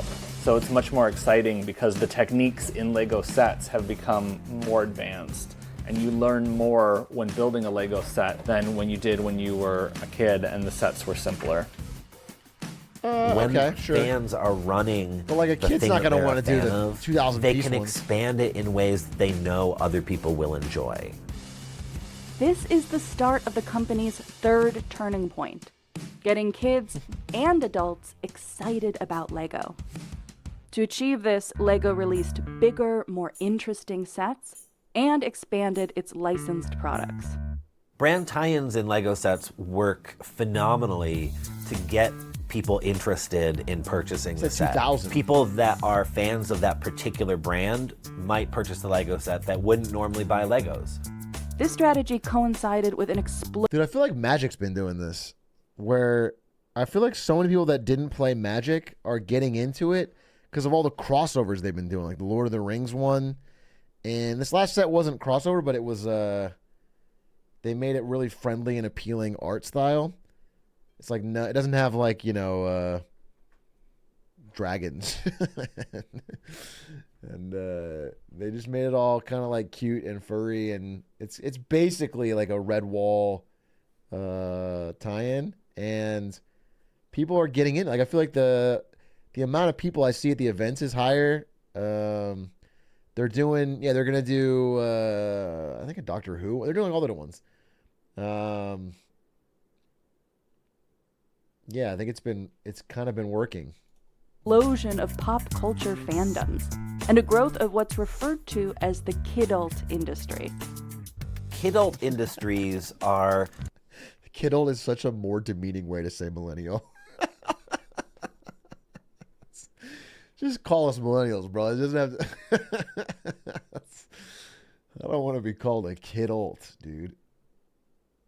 There was another tweet that fucking burned me. It was a tweet that said, no, it was a Northern Lion quote. It was a Northern Lion. It was on Librarian's channel, I think. And it was like, once you turn 30, you either have kids or start playing Magic the Gathering. What the fuck? What the fuck are you talking about? What the fuck are you... How is that fair to say? Industries that produce products that we would associate with children, but aimed at an adult market. And it's become a huge area of business. LEGO released its first 18-plus set in 2020.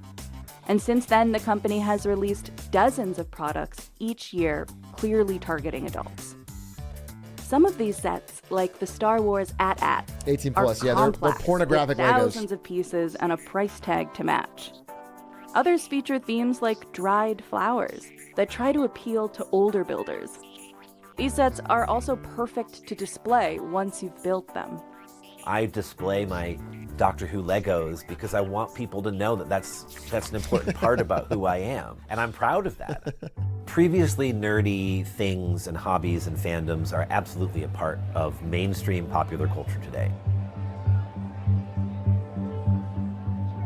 Now, LEGO's website even says adults welcome. This strategy allows LEGO to cater to a customer base and a price point it couldn't reach if it only focused on kids. I personally don't set myself a Kidults budget for welcome. Lego because if I did, I'd just blow it. LEGO also acquired Bricklink, the largest LEGO resale marketplace, in 2019. At the time, LEGO's CEO said, "Our adult fans are extremely important to us. We have worked closely with the community for many years and look forward to deepening our collaboration." Wait, so is the answer to the question of the title, why Lego is so expensive, is that millennials got super into it? And now it's turned into like a collectible fan thing? Okay, cool. I got it. It's more of an adult. We've seen just how much money that sort of thing makes. That gives it seriousness. But I think also because we've just kind of normalized weirdness in a way that makes me really happy.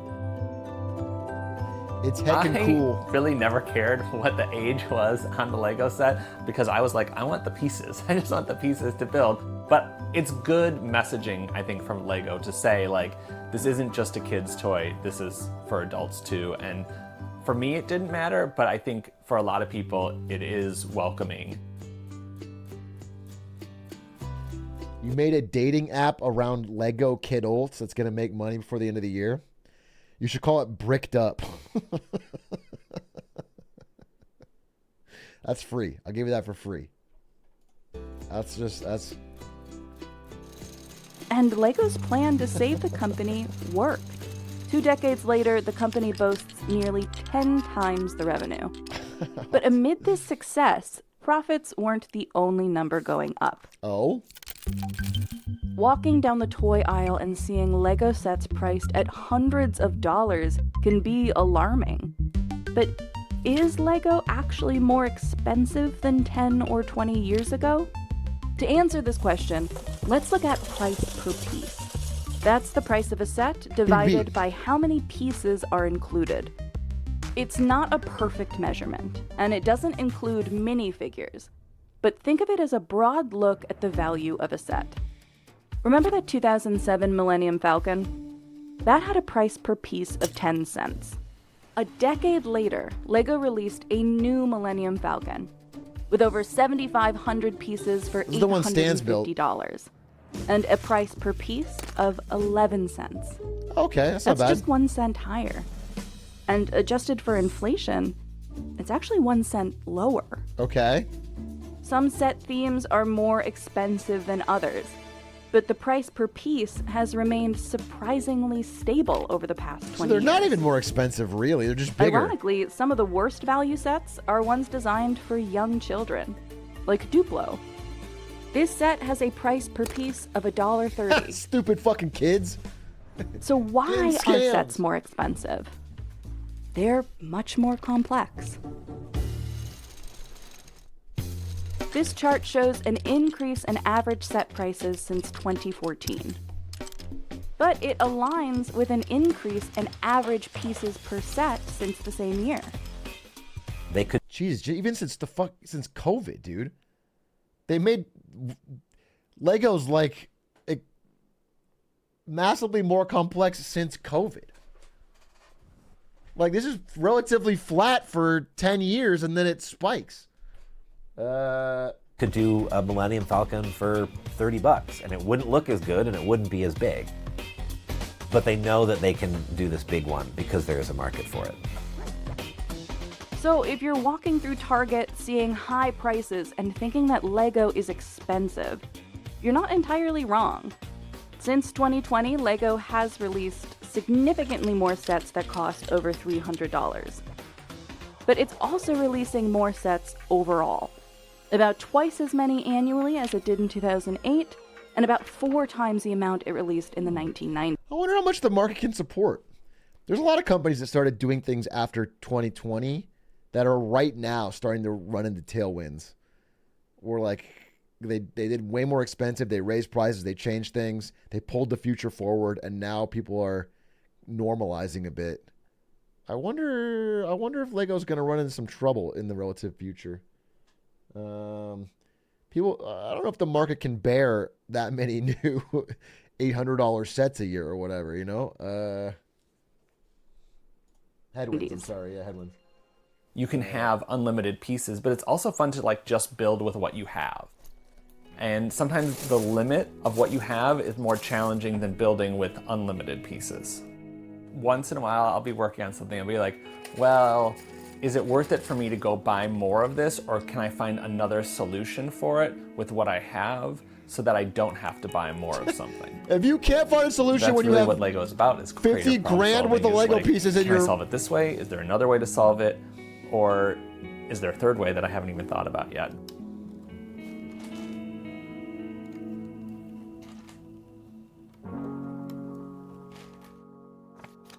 Going all in on the brick helped LEGO beat the one-hit wonder problem many toy companies have. But it also created an ecosystem and a creative medium that has endured nearly 70 years of competition and shifting pop culture. My mom tells me that she got me my first Lego set when I was 4 years old. I don't think I could have predicted where Lego would go. I love Lego because I feel the nostalgia from when I was a kid. You know, dude, this guy got too much of this documentary. I'll say it. I'll be the brave one to say it. Yes, I'm the asshole. What? It's supposed to be about why Lego's so expensive, and I'm getting like at least every section a flashback to this guy's life and story. Okay, why? He's not. That wasn't what I was promised from the title. It brings me back to those moments of sitting on the rug, building that set, being young and enjoying He's that. He's like the main character of Lego, yeah. I But like the way that it connects. This is a Business Insider video. It's not like the Lego official video. It's supposed to be about the inside of the business. Generations that adults can play with the same toy with their kids that they played with when they were a kid. His name is Business. His name's John Business, and it's all about his life inside his journey with Lego. Continually new, and it's continually refreshing, and that. Well, still interesting, but I did feel like there was a bit of yapping in there. A bit of yapping, but we got there. Now it is time for the best tweets. The best tweets of the past month. Now, this is an interesting segment because I have hired Liminary in chat to pull together 50 to 60 tweets that I've never seen before. This is a brand new first job edition of Liminary here. So let's see if I got screwed on this deal. But first I have to use the bathroom. So 1 second. I have to use the bathroom and I will play the Vod Frog song. Vod Frog Atrioc. In my bed at 4 a.m. watching votes and clips again. Not in the chat, but it's alright. Clips can keep me warm tonight.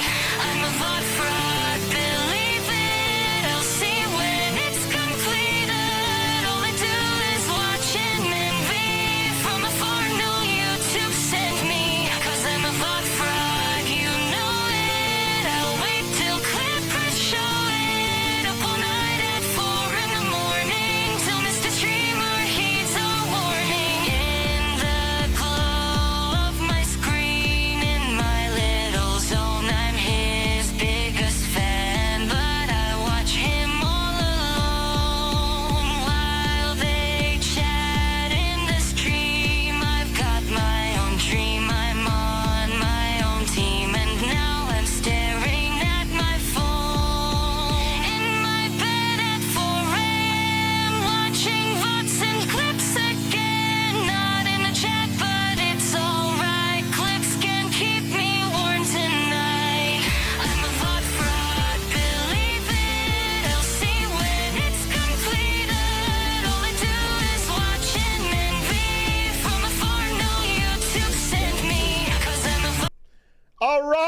right. Best tweets. Let's see what we got.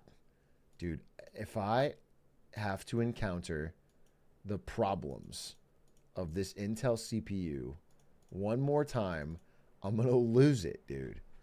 I'm actually going to...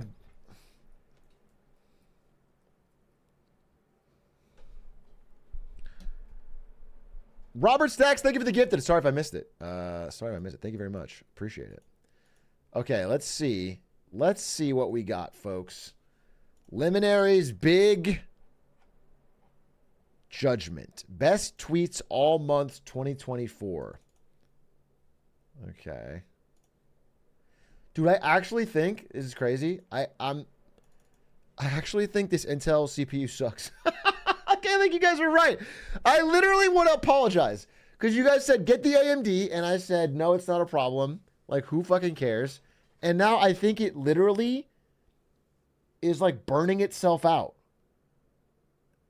I think it's burning itself out. I think it's actually a brand new i10 or what fucking, it's like the latest Intel CPU and it's actually bad.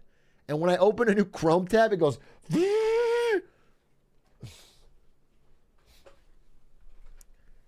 I can't believe they released this. This is actually fucking crazy that a company released a product this bad in 2024 for this price. So I'm going to take it down to the fucking place where I bought the PC and see if they can fix it for me. Tech support.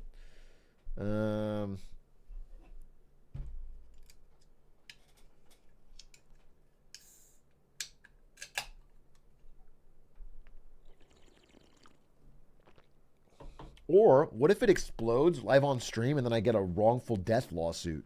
Fuck, but I signed up for Intel streaming service 3 years ago. I wanted to watch their funny videos. Fuck! I'm locked out. Shit. All right. Funniest tweets of the past month. Guaranteed belly laughter. Don't buy the whole seat because you'll only need the edge. Funniest ha-has ever. Okay. Perfect. Perfect. Do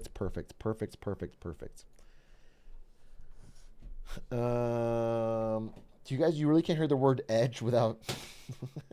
Are you that brain rotted? Okay. So he's put these tweets into categories. And the categories have names like Glizzy. Glizzy. Oh no, I might have made a mistake. What? This is crazy. I'm gonna show you what I'm looking at here. How do I decipher this? Oh, this is fucking crazy.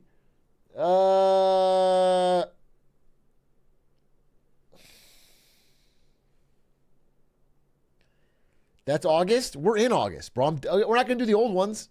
It's too far away. I'm jumping in. I'm just starting to open these. We're going to just fucking deal with it. We're going to deal with this. Here we go. The video doesn't get uploaded for a week. I'm not going to do a fucking July video on August 15th. All right. Oh, dude. I just realized that I have to open a new Chrome tab for every one of these. My PC's actually going to explode. Dude, I feel like I'm generationally unlucky. All right. I feel like it's not fair that I have bought a $5,000 PC and it doesn't work within a month. It's like already not able to fucking load Chrome. Nothing else is open, by the way. In case you're wondering, Photoshop's closed. PowerPoint's closed. I have no other tabs open.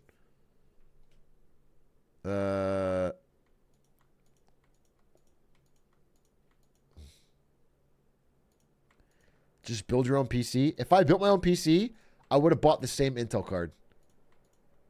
Intel CPU. So, how would that have helped?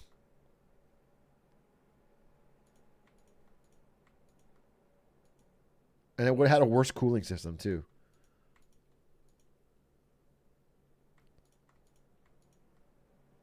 I can hear the fans. They're fucking kicking into high gear because I'm opening 150 tabs. Oh, boy. The engines are taking off, folks.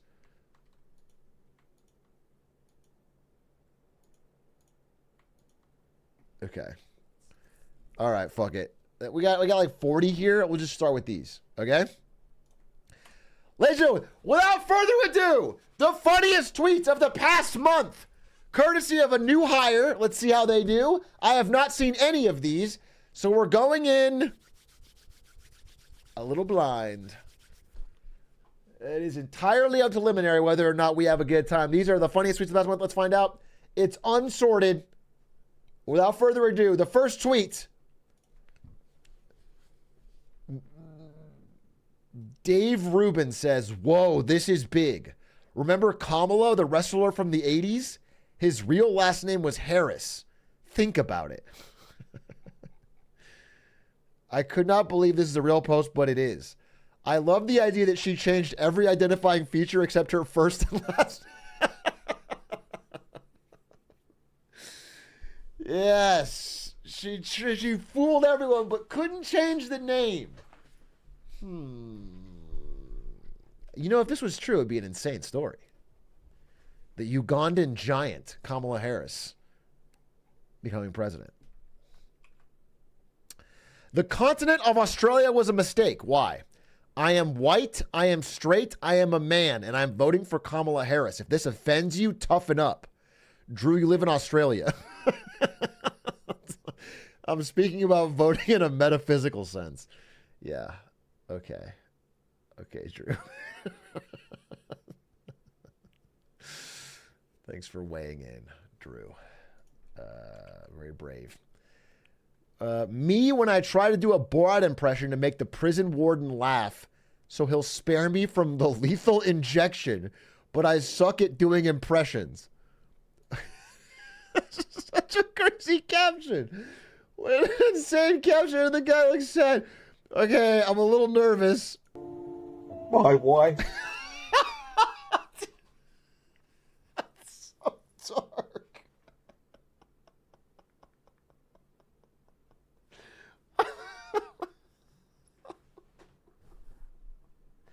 That's terrible. That's terrible. That's terrible. That's terrible. I regret this hiring already. That's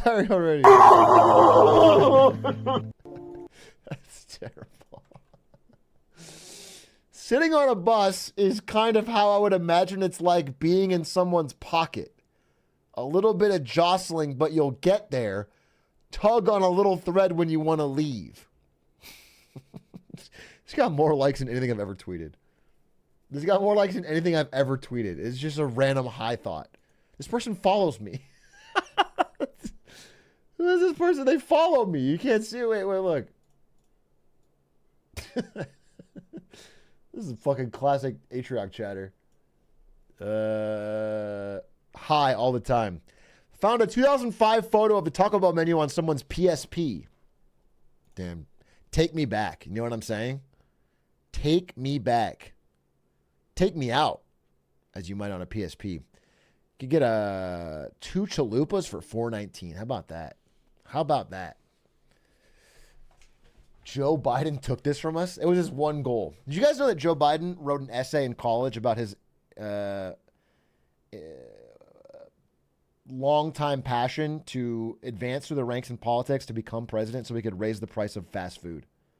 Did you guys know that? It's a little, he tries to bury it, but actually it's been in plain sight his whole life, his whole career. And we finally caught him. Take that, Joe.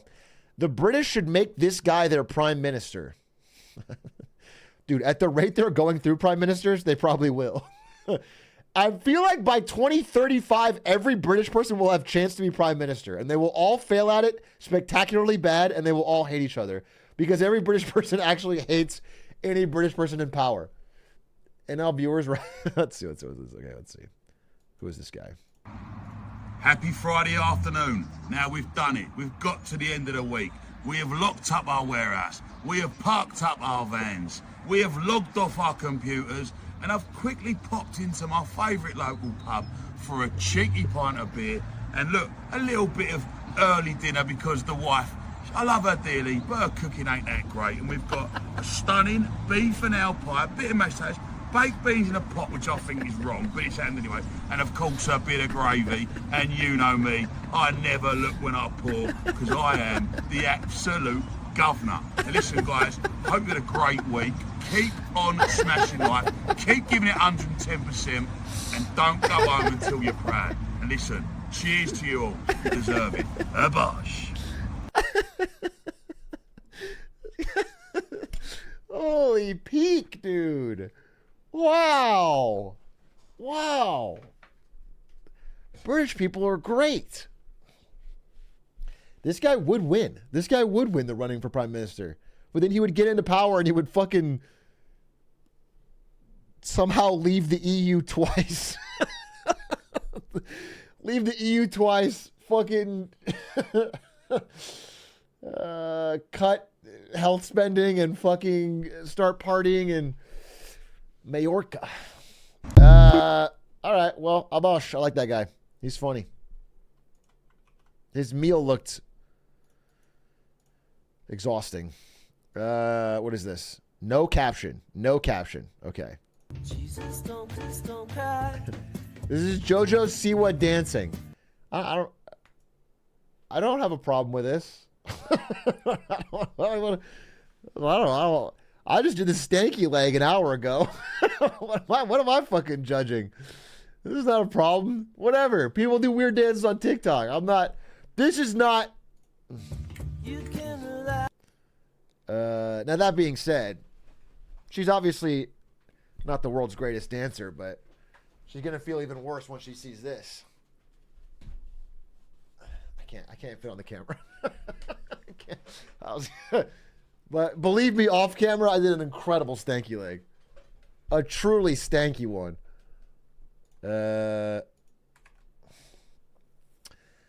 Okay. This tweet from Goth Miss Frizzle. Very millennial. I want to suck off whoever invented nerd gummy clusters. And then the creator of nerd gummy clusters responds and says, well, thanks. I'm glad you like the candy. Look for a new flavor combo in November 2024. Grape, straw, and cherry punch raspberry. Both ahead of the Super Bowl in 2015. If I was 20 years younger, I would take you up on our offer.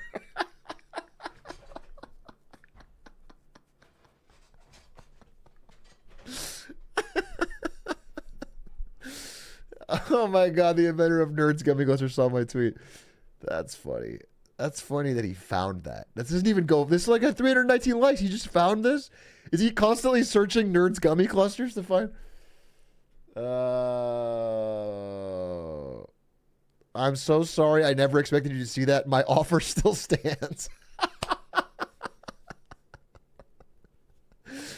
Oh my God. She's a temptress. Okay? He clearly... No way the Japanese dub was so good. Oh, the Japanese dub of The Boys? Let's see what we got. Let's see what we got. Oi, Kusoyaro. ウィリアムこれは驚いたなそうだ今朝君の奥さんと美味しい朝食を食べたパンケーキだデレレレリシャスおいクソ野郎 The Homelander voice is great. The Butcher voice is something to be desired. Something to be desired, but incredible Homelander. That's pretty good. Big things happening in the 3D print community. This is an adapter that allows you to smoke 20 cigarettes at once. Ari has one of these. Not the cigarette thing, the 3D printer, but we could have one of these if she prints it up. If she stops making minifigures and starts making real things. This reminds me of a tweet that I saw. I'm going to do a hot swap here. Oh, live best tweets edit from Atrioc.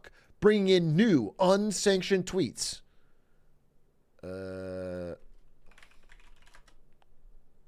Impromptu. Game-changing. Live tweets. He's got the capability to, on the fly, add this incredible tweet.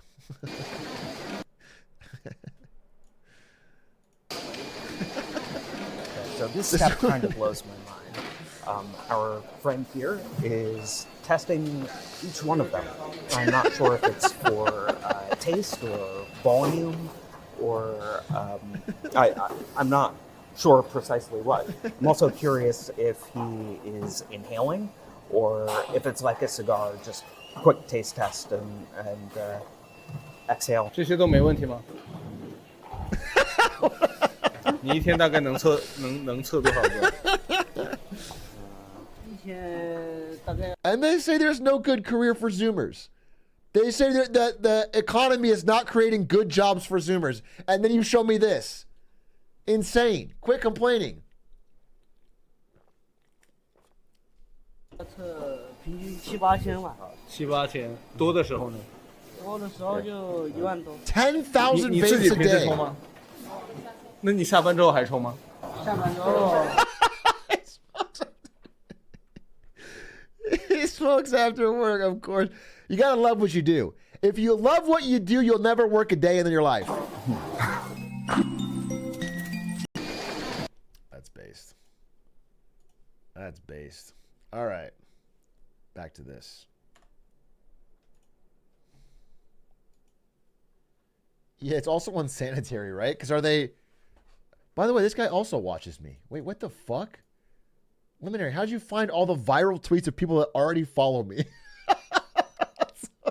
Did you just... Are Atrioc chatters secretly running the comedy of the world? Are Atrioc chatters out there fucking... What type?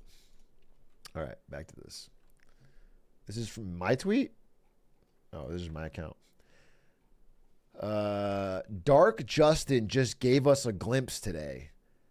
I don't think you guys should be calling him that. I don't think that's... Okay. Yeah, Dark Justin has a different connotation. Doesn't really hit the same. Also, it didn't work for Joe Biden either. And Joe Biden didn't do brown face. So either way, it's not a good idea. Oh, Justin Trudeau, when he was younger, did brown face. Really, got into it. He did a whole Aladdin thing, and he painted his skin, but this is Dark, riff off Dark Brandon, which was Joe Biden's he leaned into it to be like, I'm cool and hip, but it didn't work. Oh shit. Wait, I think I lost the fucking tweet. Okay. Hey, you guys don't know how we fucking hate insider trading? You know how senators often insider trade and make a bunch of money on the backs of American public, and we don't like it? Well, guess what? There's a hero out there, a politician who really knows what we're looking for in a hero. Marjorie Taylor Greene bought CrowdStrike stock last month. It fell 40%. It's one of the worst trades we've ever seen. Now that's a politician we can get behind. Someone who tries to insider trade and then fails massively, losing a big chunk of their own personal wealth. Balancing the books. 40% in 2 weeks. Yikes. Thinking about Oomp's post. There was this fucking car that looked like this, nerd face, and it kept passing me any time I passed it. And it was pissing me off, and they were driving so bad, I was getting so tilted by this car. Fuck you.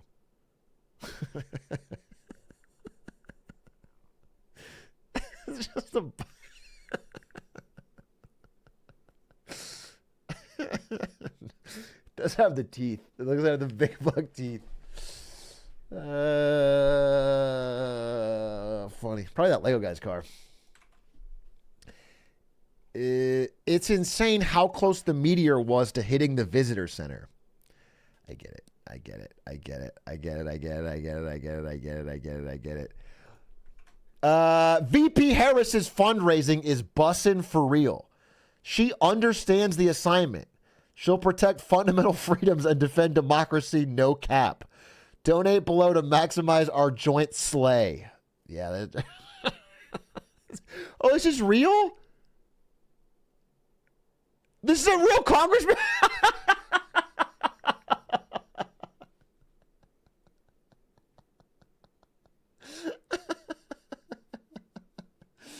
Damn, he really said Pokemon Go to the polls didn't go far enough, dude. We got to triple down.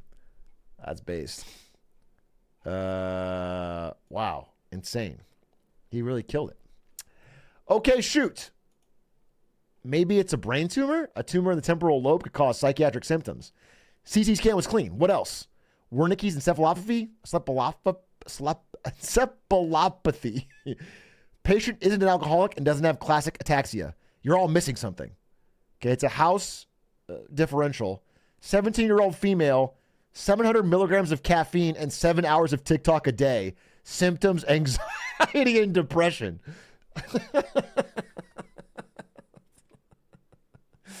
We can't get to the bottom of it. What could it possibly be? Fuck.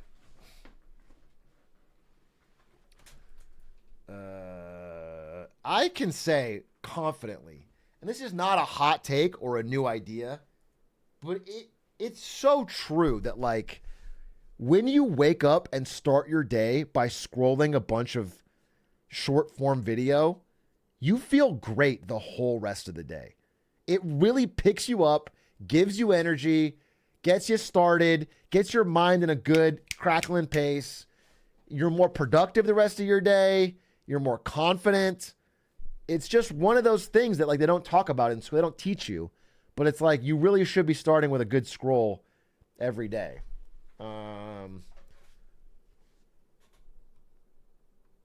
Don't talk to me. Zoomers, when they get to millennial age, having coffee mugs that say "Don't talk to me till I've had my short form content." That's good. That's good. That's good. It's the next thing. Oh, what's the pin? I can't see the pin. I can't see the pin. You guys always talk about the pin, but I can't see it. All right, I'll never know.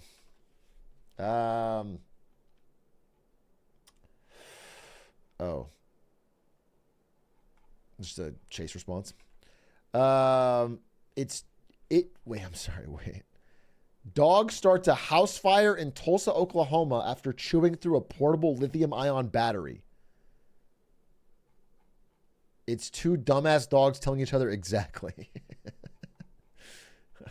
Wait, what the fuck? Oh, he's just gnawing through that thing.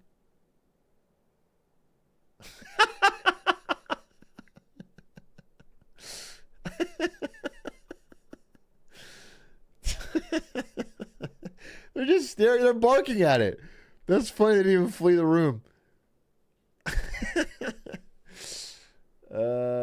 Hopefully the dogs are okay. That's my only concern.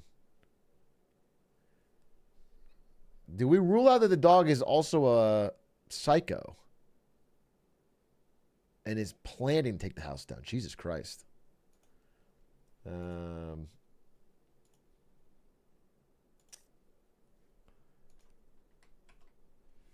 Once there was a little bunny who wanted to run away. So he said to his mother, "I'm running away." "If you run away," said his mother, "I will run after you, for you are my little bunny." You included this? This has 47,000 likes.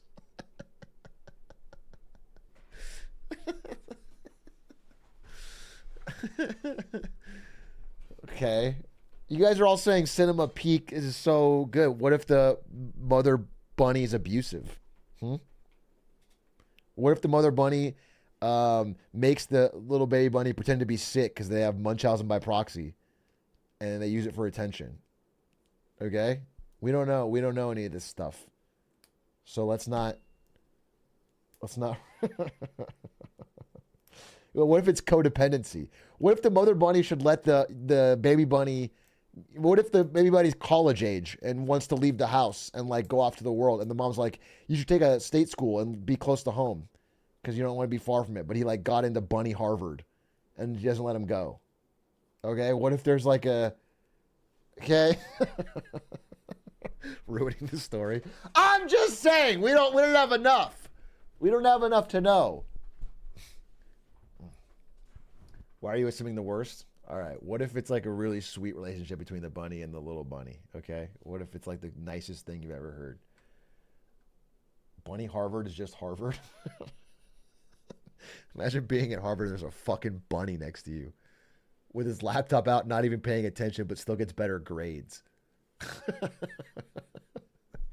Now that's a story. Netflix, call me for the rights.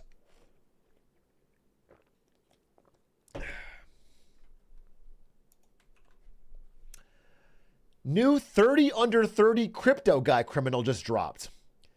Nader Al-Naji, co-founder of Intangible Labs, today was charged with perpetrating a multi-million-dollar fraudulent crypto asset scheme involving a social media platform called BitClout. What? A platform called BitClout wasn't honest? They weren't fair dealing? That's crazy. Free them? Free my man, though. He did nothing wrong, okay? Nobody who combines clout and crypto assets has ever done anything negative. And that's on God. This is the LeBron James of child labor. This is a tough start to a... That's it. This is just TikTok brain rot, okay? I guess I'm actually curious to know more. The problem is I need to know more. I have to look this up. I'm just Googling the LeBron James of child labor.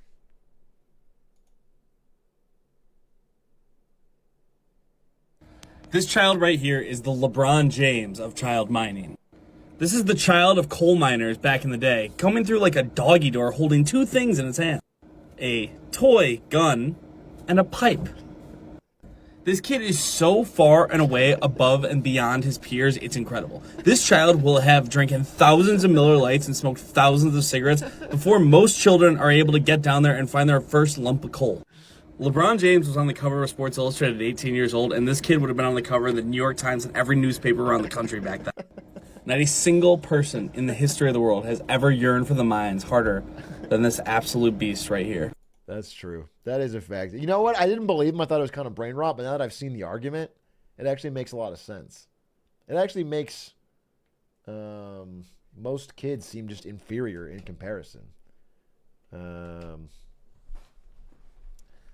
Like, if you're not doing this by 4 or 5 years old, you're already behind. You should feel behind. This child right here is the LeBron. What the fuck is this? I'm skipping. I don't even know this one. Would be funny if Yaxine was the nail in the coffin around here. What is this?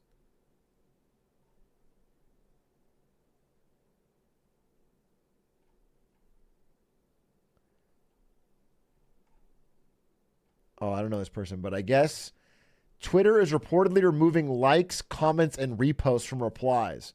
Have they done this yet? And apparently this person is proud of pushing it through. I still see likes and comments, so I don't think they did it. But if they do that, that would be insane. Is it because Elon Musk got ratioed?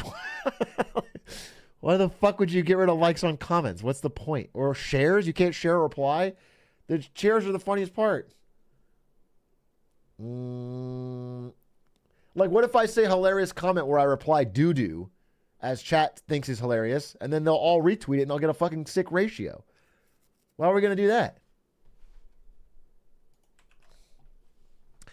Today, this lady tried to pay with a very clearly fake $50 bill at the self-checkout. We only accept credit card payments. And when I told her we don't accept cash, she was like, this is ridiculous, this is ridiculous. And just walked out the front door with her...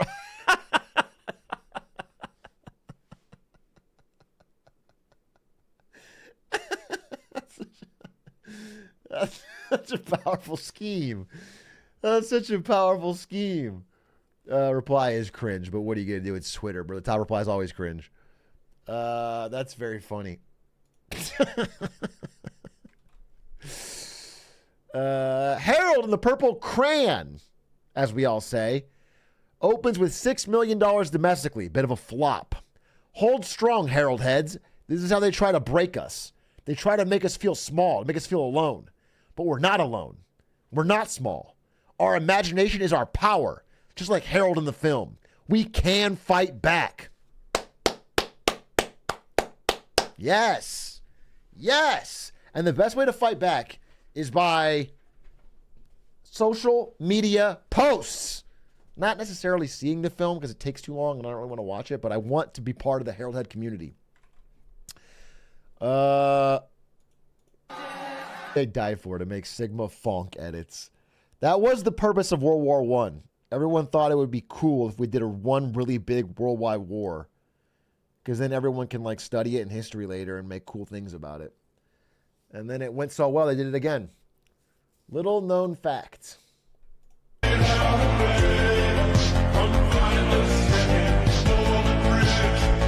Like they knew, they knew that actors decades from now would need easy Oscar bait. Okay? How are they going to get an Oscar if there's not a big world war you can make a movie about and fucking fight and die in? So they set it up, and that was really cool of them. And also all the games. They said, how the fuck is Call of Duty going to have games if we don't have wars? So it was actually a huge sacrifice by our older generations, and I really appreciate that. And that's why we're all going to get together for World War III in a few years. Huh? Come on, Zoomers. Draft up. Let's go. We gotta think of the future. We gotta give them something to make a movie about.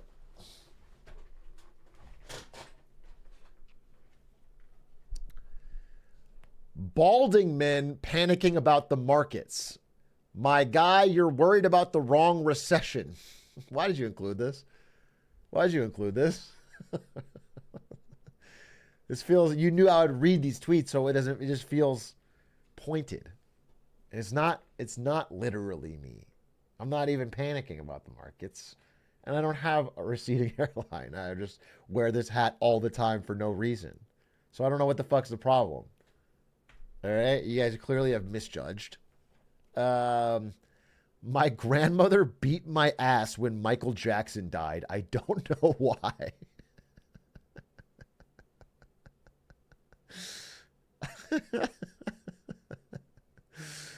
I don't know either. That's a tough one. That's a tough one. That's a tough one. This is sincerely worse than being illiterate. Okay, let's see. Gracie Kim says, one day I will jump on my soapbox to talk about how important it is for adults to read middle grade books. Hashtag book Twitter. Becky says, yes, that's all I read. I've read 35 books so far in 2024. 34 middle grade and 1 adult. Middle grade is definitely where the bookish awesomeness is at. So much goodness in middle grade. And most importantly for me, so much hope. Okay, I'm going to say something here. Wait. Oh, I've been on that soapbox many times. There were a lot of adults who bought my book there for themselves. So I think we're getting through. I'm going to say something. I think people reading any book at all in 2024 is a good thing. I don't judge these people one iota. Not even a little bit. The fact that they are not scrolling 400 TikToks and are in fact reading a book of... I don't care if they read a fucking pamphlet. I think people still reading is cool. And I'll take it. And I certainly will not sit here and judge them for liking a book that is a little bit, not in whatever category we think they should like.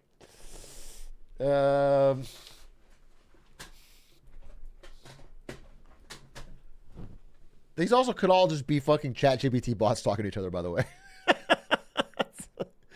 These could easily all be ChatGPT. There's no real way to tell. That's how fucked up the world is. But everyone glowing up and I'm still ugly AF. This is Squeaks in 2020. This is supposed to be best tweets of the last month. Liminary, you just did a random pot shot at me and then Squeaks.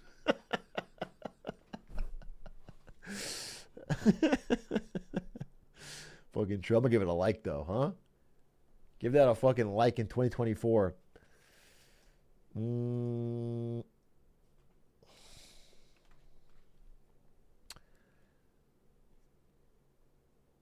When I was a kid, my mom told me that Gorbachev had the map of Myanmar on his forehead because he loved us so much.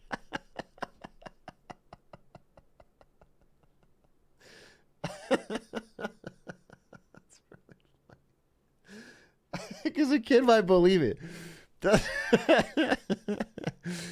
It's like kind of close. It would be so wild if true. Just imagining that the USSR leader picked a random country that they don't, that's not even in their sphere of influence, and tatted it on his forehead. This is sadder than Titanic. What is this? This is sadder than the Titanic. Oh, is it two ants about to drown? Why are you guys saying save them like I, the streamer reacting to a TikTok filmed in the past, can somehow... I can't save them. No, I can't save them. Okay, fine, I can save them. And I will. Oh, shit. I say, look. And then they all escaped. And they jumped out. Whoosh! And they flew away. And they both lived. It's that easy. Wow, I guess I am a hero. Oh, I want to talk about this. Obviously, there's been a lot of Mr. Beast controversy as of late. But I thought this was so wild that this is the one thing I replied to. He has these ad segments in his video, his recent video, but they added a progress bar, which is another crazy part that's been done. Tell you guys about Monster Hunter now. What? But they added a progress bar that lies about the length. It goes super fast at the beginning, so you commit to watching thinking it'll be over soon, and then it slows down. Monster Hunter now is a free-to-play mobile game from Niantic, kind of like Pokemon Go. Does that make either of you want to play it? This is awful timing for this. Come on. And to really showcase this game, Look, it's slowing down. Monster Hunter now encourages you to go outside and find the monsters. Let's say you're walking a dog. Look how slow it's going. You're buying Feastables. You can still fight monsters. Or I'm on a date. That's not realistic. But the fighting monsters is. That's so wild to me. My own in-game quest available for the next 30. I think it's funny because from a pure I don't know, evil marketing POV, it's like kind of genius, but it's also really dumb. Because once you're at the scale and size of Mr. Beast and you're a personality channel, like people will notice this and call you out on it, and it just makes you look worse. It's not. It's genius on like a different, on like a faceless YouTube channel. It's not good on a person like a tied to a personality, but it is. So it's second layer dumb, but like the original idea, whoever on his team thought of this is kind of like psychologically devious. Like this is like something that would go in a mobile game. It's really funny. I think that someone timed it out. It was like, the halfway mark at 10 seconds, and then the next half takes 35 seconds. So interesting. They're like very much experimenting cutting edge viewer manipulation. Or I'm on a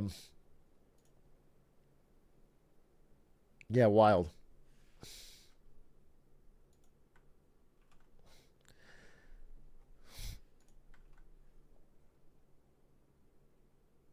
I don't get this one.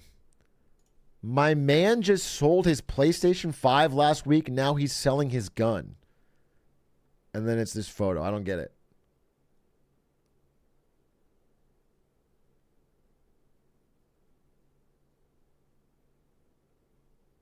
Are people saying, oh, but they don't get it or what? I don't get it.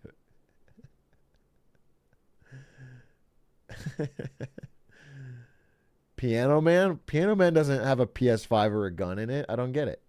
People are saying, oh, but they don't get it. Don't say, oh, if you don't get it. They'll pretend. Don't fucking fake laugh if you... So stupid.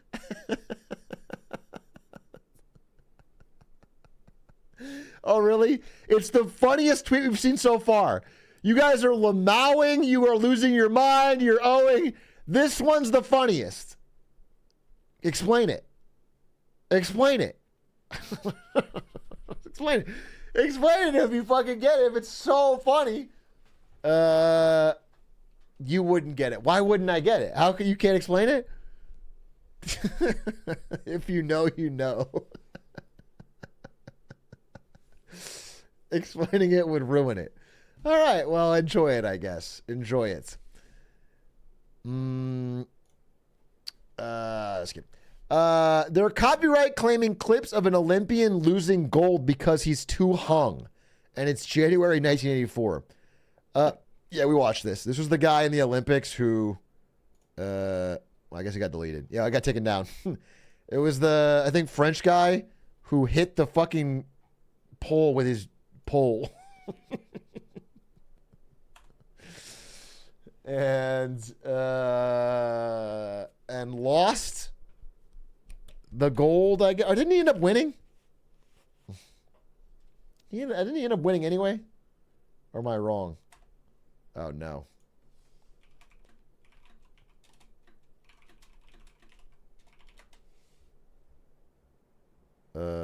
This guy. A French pole vaulter.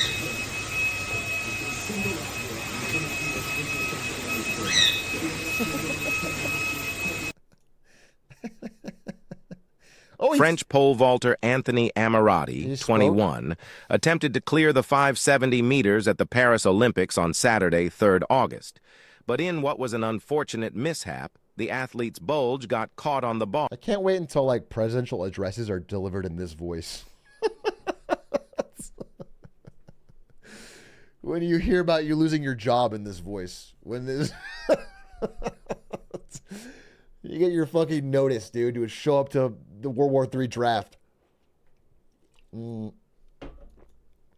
This prevented him from tune the settings. Just a technical session. At 5 setting offer by $1,000. All right, he didn't say anything. Okay. Well, there you go. Stanford students be like, damn, I got talking to a girl due at midnight. Stanford students are so bad at dating, there's now a class where the assignment is to go on a date. Wait, guidelines for dating project. The dating assignment. Ask a SoCo classmate out on a level 1 date in person. That's your homework? Ask somebody out on a date? Spend no more than $15? Where are you dating for less than $15 in 2024? Just fail me, dog. What is a level 1 date?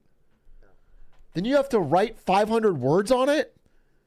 Chat, stop spamming. I have a 500-word essay due tomorrow on the date I had.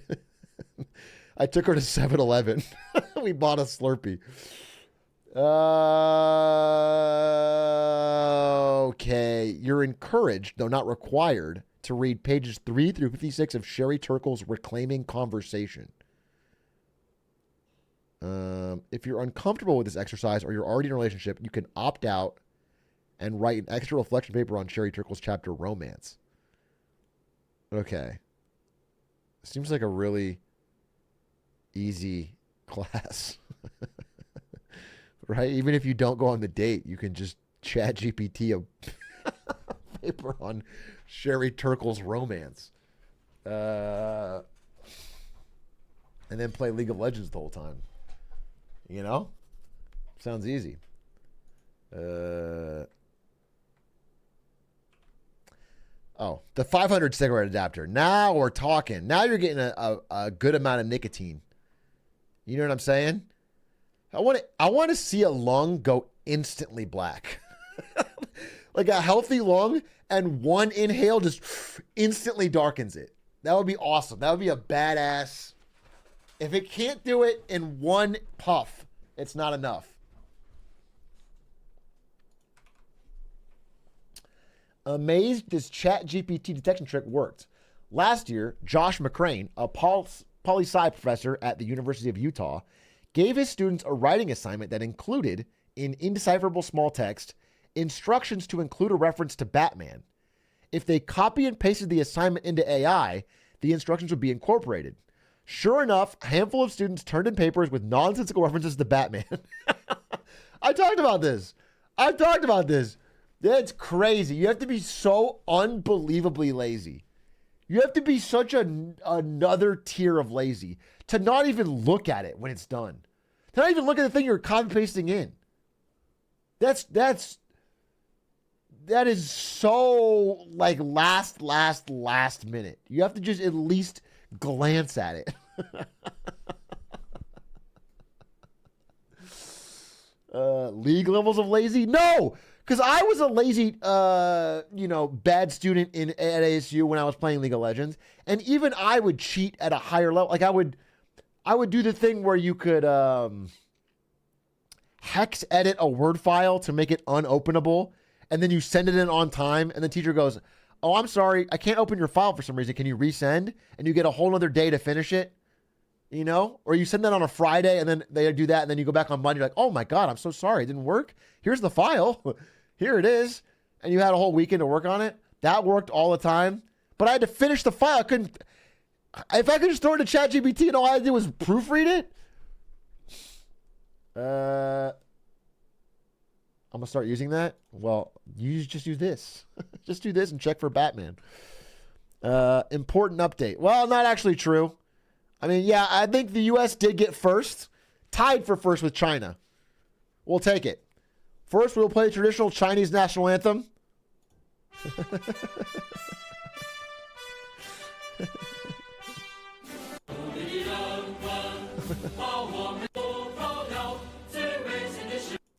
Stand up! Arise! Arise! All right. And now, of course, we will play the American national anthem.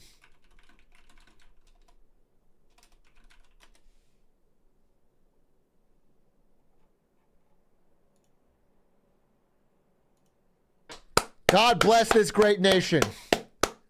God bless this great nation. I chose that song not only because it's great, but because I paid for the rights to use it on YouTube.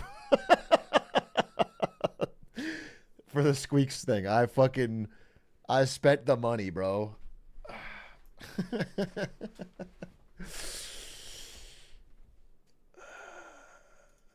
Anyway, it's a tie. However, tomorrow, well, I don't know when this video will come out, but tomorrow we're going to discuss how China viewed the Olympics, which was in a different situation. So it'll be fun. It'll be interesting. Talk about it tomorrow. Men have two fantasies. You don't have to worry. I'll love you forever. Just rest your head on my chest and drift to sleep. I'll be here when you wake up. You're perfect the way you are. I love you. Okay. And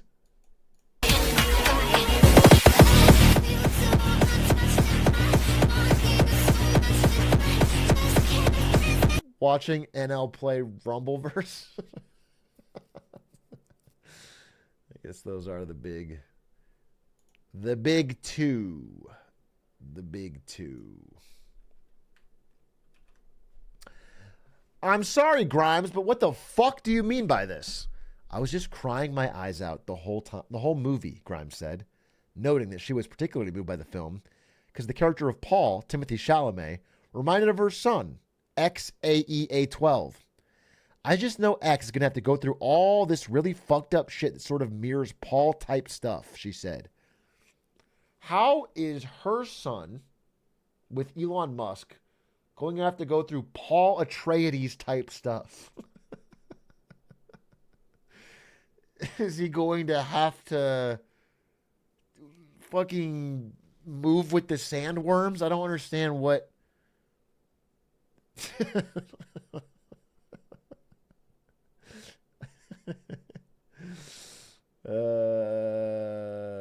Also, I don't know the whole Dune story, but doesn't he end up being a genocidal maniac?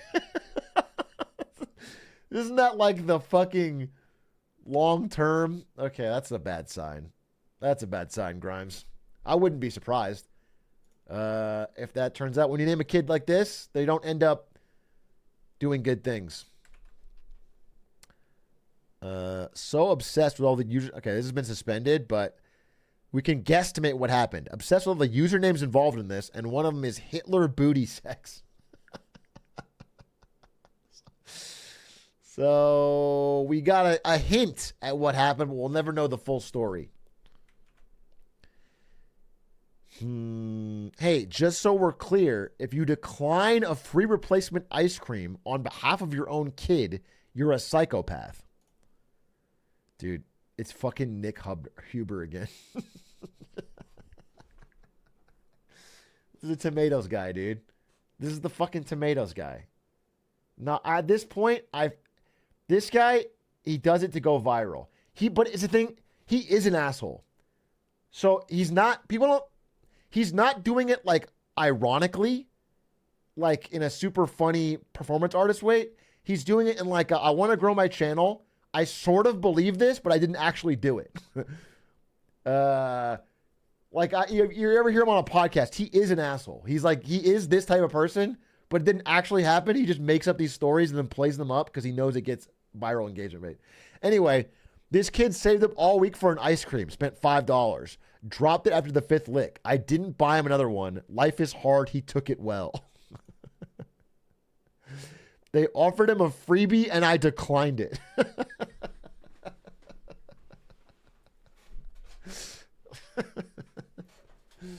So stupid. It's so stupid. He does this all the time. In fact, I think he's got a recent one. Let's check his channel.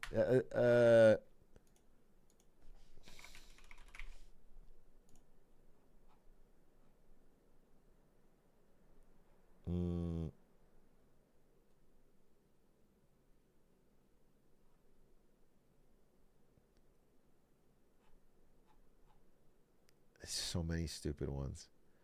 I'm trying to find one that would be.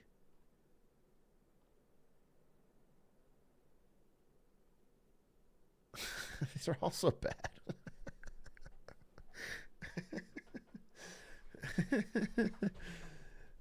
Like, ask job applicants to film a 1-minute video introducing themselves. Most folks will be too lazy to do it. The losers will be afraid to do it. The entitled idiots will get mad you asked for extra work and didn't pay them to do it. You're left with the top 5%. It's just fucking annoying. You know how this guy's made his money? Is he just bought a bunch of self-storage facilities around COVID, and they went up in value. This guy had no money. He bought self-storage. They just sit there, people put their stuff in self-storage. He doesn't do anything for it, and they've gone up in value. And in fact, he bought a lot of it with debt. It's all financed, and some of it is coming due, and not all of them are profitable. So he might have to sell a bunch of the places. It's not even like it's like an Airbnb jock asking about being a real estate investor. Yeah, now he's making money on X by doing viral posts. Oh, dude, I feel this hard. Breaking. Simone Biles holds off Brazil's Rebecca Andrade for all-around gold. At 27, she's the oldest Olympic women's gymnastics champ since 1952. I'm only 35. I have my whole life ahead of me. Sports broadcaster. Here comes the oldest player in the league. He's 32. A miracle. I don't feel this way because of LeBron James. Once he retires, I will feel old as shit. LeBron James is the only thing making me feel young. Okay? As long as LeBron James, who is significantly older than me, is still dominating basketball, I feel like I could do it. You're still going to the NBA? Of course I am. Of course I'm going to the NBA. I practiced today. LeBron will be playing at 50. If LeBron is playing at 41, that would be phenomenal. Significantly older than me. Okay? He's 6 years older than me. 6 years is plenty of time for me to get to the NBA.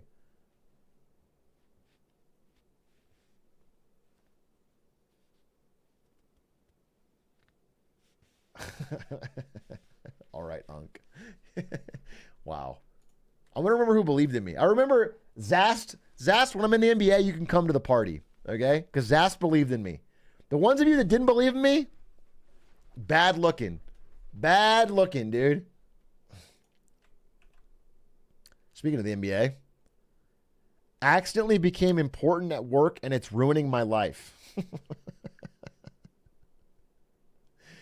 This is actually facts. This is actually facts, dude. It happened to me. I remember at Twitch, I had a relatively like cushy gig for a period. Between my first and second like role at Twitch, after I got my first promotion before my second one, and it was like just a little bit of front page stuff, a little bit of social media stuff, but like I was still like 21, 22. So they didn't have like, nobody put a lot of responsibility on me. And then right after that, we started hosting TwitchCon, and I was put on the TwitchCon marketing team, which was like 6 people, and I had actual work to do. And it was probably the first time in my life I had actual shit that I had to do by a certain time, specifically do, very important, executives' eyes on it. Like, and shit was scary, bro. I remember being stressed. I was fucking stressed. What's trending? GPT-5 mating press? Lovejoy. I don't know what that means. Lego Star Wars, but it's house clips.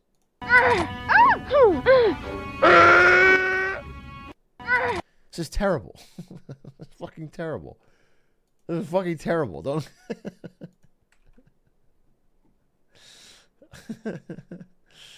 Feel kind of sick watching that Olympic footage. 2 women fighting, presumably over me. There's no need. True. Facts. Sad. There is no need, women. We're so fucking lost. Yeah. Bust that out. Dude, I actually think about this all the time. I think about this all the time in that I cannot imagine driving around before GPS. I truly can't figure out how every human being just did it. And it's not like a joke. It's not like me, oh, how did they... I don't understand. I don't understand how... I'm talking about even pre-MapQuest. Because MapQuest was like directions you could print out. I sort of remember that. It's a little before my time, but like I get the idea.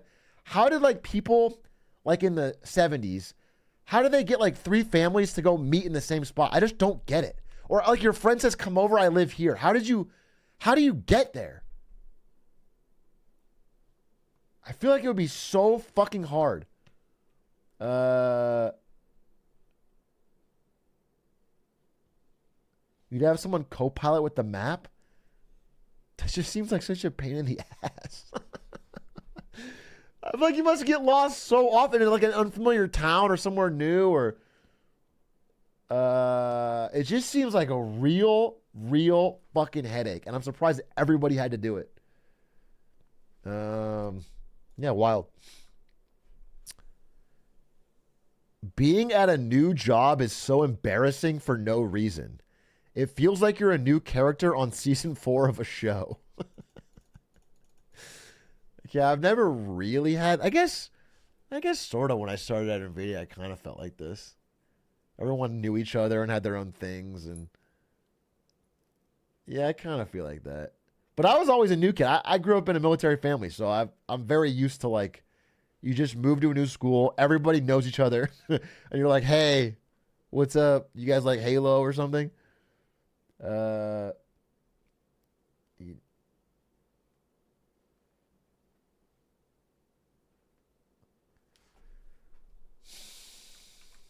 Imagine hopping on a plane and the next thing that happens is Putin saying hola to you. Wait, what? The children of Anna and Artem Dulstev, the Russian deep cover spies, returned home as part of the prisoner exchange, didn't know they were Russian until their plane took off to Moscow for the swap. They don't speak Russian? Wait, what? They didn't know they were Russian? I don't understand. They're so deep cover they didn't know they were Russian? Oh, these are the kids. I see. Okay, I see. The kids did not know their parents were Russian. deep cover spies, and now.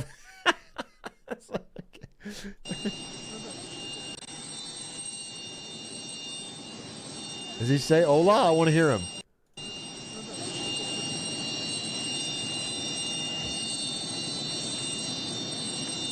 So loud. He doesn't say it. He doesn't say it. I wanted to see if he was Latino as me. You wouldn't last an hour in the asylum where they raised me. Okay, what's this? Somebody's getting fucked. Get fucked. Somebody's getting fucked. Get fucked. Get fucked. Somebody's getting fucked. Get fucked. Get fucked. Somebody's getting fucked. Get fucked. Get fucked. Somebody's getting fucked. Get fucked. Somebody's getting fucked. Get fucked. Get fucked. Somebody's getting fucked. Get fucked. Get fucked. Get fucked. Get fucked.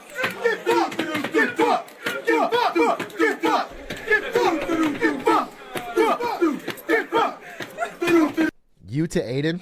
If someone did this to Aiden, he would literally kill himself, then you from beyond the grave. Aiden could not. If you trash talk Aiden when he's losing, he actually cannot physically keep his composure.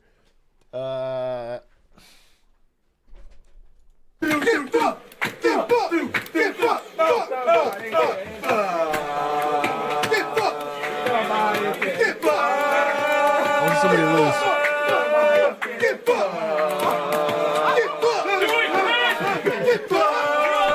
They're gonna pop off. All right, let's see.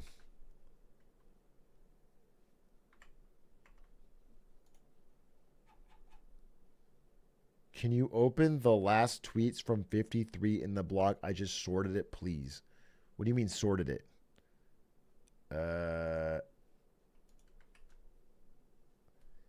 What do you mean sorted it? I thought... Dude, you put like a million tweets in there. I just picked ones. I'm not going to do them all.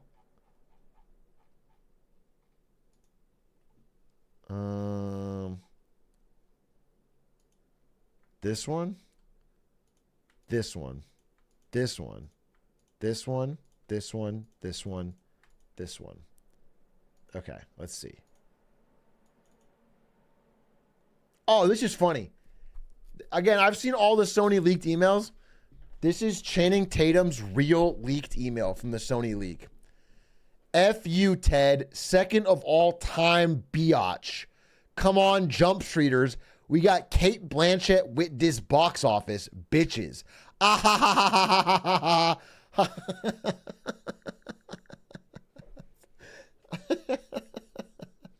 Like an actual... Dude, I remember my favorite one. I don't know if I've told this story before, but one of my favorite Sony leaked emails is Dude, I'm blanking. What's the other guy from Jump Street? What's the other guy from Jump Street? What's his fucking name? Jonah Hill. Jonah Hill has this email where he sends it to Amy Pascal, the Sony executive, the CEO. He's like, Amy, I have this great idea. I need a lot of money. I'm going to do like a big song and dance reveal where we have dancers and actors and fire and an explosion, and it's going to be fucking awesome. It's going to be really cool. And then Amy's like, I don't really understand what you're asking for. What's it for? And he's like, Amy, I need this money for this. He just keeps adding things to it. And then Amy Pascal was like too afraid to say no. She's like, you know what? It sounds great. I think we're on board. We can find the budget for it. And then I think, yeah, Amy, I need you to trust me on this one. And then I don't remember exactly how it ends, but he like ends up not doing it. It's like 4 emails of him begging for this brilliant idea, and then at the end of it, he's like, actually, you know what? I don't think we can do it. I don't think I have time. It was so wild to read and like see. Like I can't imagine how. Like obviously, I don't like Hollywood CEOs, but I can imagine that her job actually has some really annoying parts. It reads like he's sobered up. Like he was on drugs, and he was like, you know what? Nothing else to do in Uzbekistan except beat the shit out of each other, I guess. Oh, Uzbekistan got 5 golds in boxing, a gold in taekwondo, a gold in judo, and a gold in wrestling. Nothing else. That's basic. Dude, honestly, respect to every country in the Olympics. They all came to play in their own ways. Everything was cool except for India. Dude, India did fucking terrible. India got 1 billion people and no golds, bro. Disaster. Literally the worst per capita medal count, I think, of any country on earth, bro. Truly disastrous. They have to get that shit. They have to get that shit in order. Yeah, once they add cricket, hopefully they can clutch that. That is just not investing in sport. There's got to be some budget you can carve out. The India subreddits were fucking livid. Yeah, I can imagine, dude. That's a failure of leadership. There's definitely enough talent.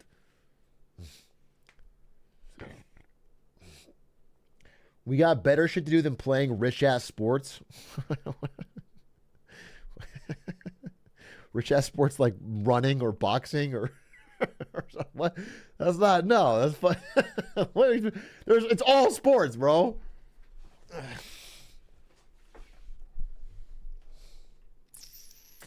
Nah, it's unconscionable. India's got to get its game up, bro. You can't have, it makes China even better by comparison because you got the same number of people. Worst line delivery in history. This went viral for a minute. What was the winner here, according to Liminary? Are you saying they executed her? Because she had me?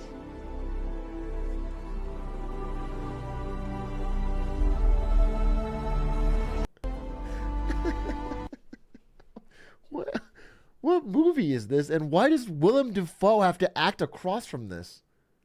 Why does Willem Dafoe have to deal with this? This is Aquaman? Willem Dafoe was in that? Damn, boy took the paycheck here.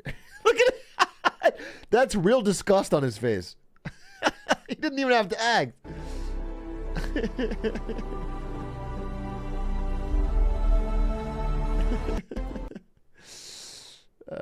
I didn't see Aquaman. I must have missed out on a real peak cinema. Dude, that's crazy.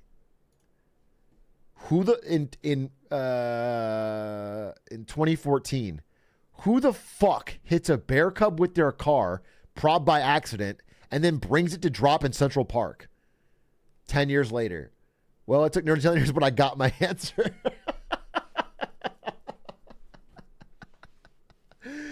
If you guys don't know, RFK Jr., 10 years after the fact, admitted to doing this. The leading third-party candidate for president just went on camera and admitted to doing this in 2014. This is real. This is a real tweet that someone did hearing about the story 10 years ago, and then you find out. That's wild. That's fucking wild. He tried to frame up. Yeah, he made it look like a bike accident. What a world we live in, bro. Jaron Duran's jersey sales have skyrocketed. Why is that in quotes? After his gay slur last night. The plan? Use homophobic slurs to increase jersey sales. Is this real? Is this a baseball story? Jaron Duran said the F slur and then everyone started buying his jersey.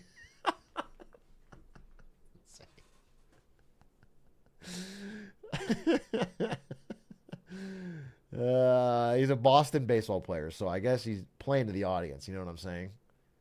That tracks. That tracks.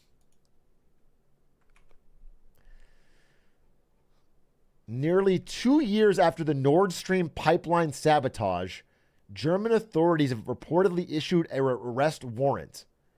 The suspect is a Ukrainian national named only as Volodymyr Z for privacy reasons. And they're saying it was Zelensky in a fucking mask. Doesn't Trump keep claiming credit for this? Doesn't he keep saying, I stopped Nord Stream 2? Like a couple speeches now, he keeps saying it. It's like, are you saying you blew it up? What are you? You weren't even president when it was blown up. That's wild to me. But what are you gonna do? What are you gonna do? And then Joe Biden. I mean, Joe Biden. The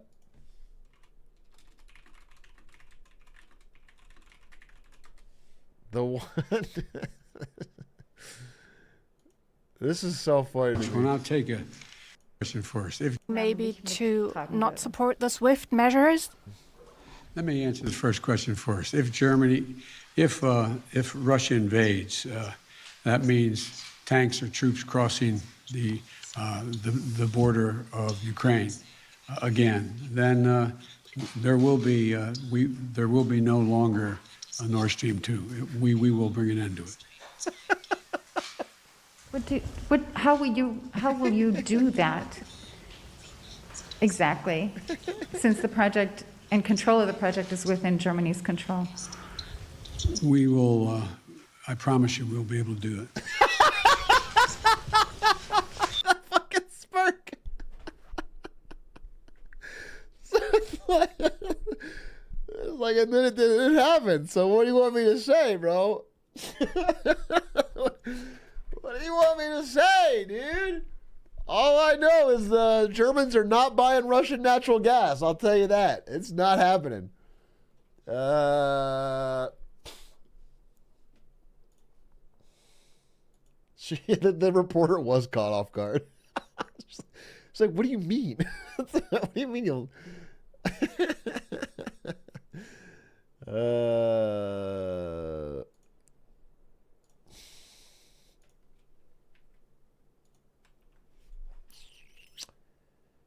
Had a crazy this is slime. Had a crazy nosebleed all of a sudden and went to the hospital. Shit went for like an hour, stopped, but then I waited another 2 hours to see a dude that said, yeah, that happens. I feel like a big dipshit with a tiny micro cock and hilariously small balls as well. I feel like I shouldn't have said that into a clipped camera. I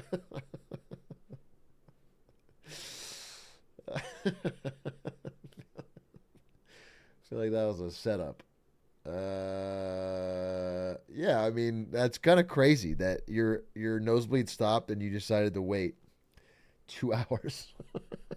But I guess taking health is important. Just found out that the pommel horse guy from the Olympics plays Rocket League. Hey, doesn't Noah Lyles play League of Legends? Are all of our athletes secretly yearning to be esports athletes and they've realized that physical sports are cringe and in the past?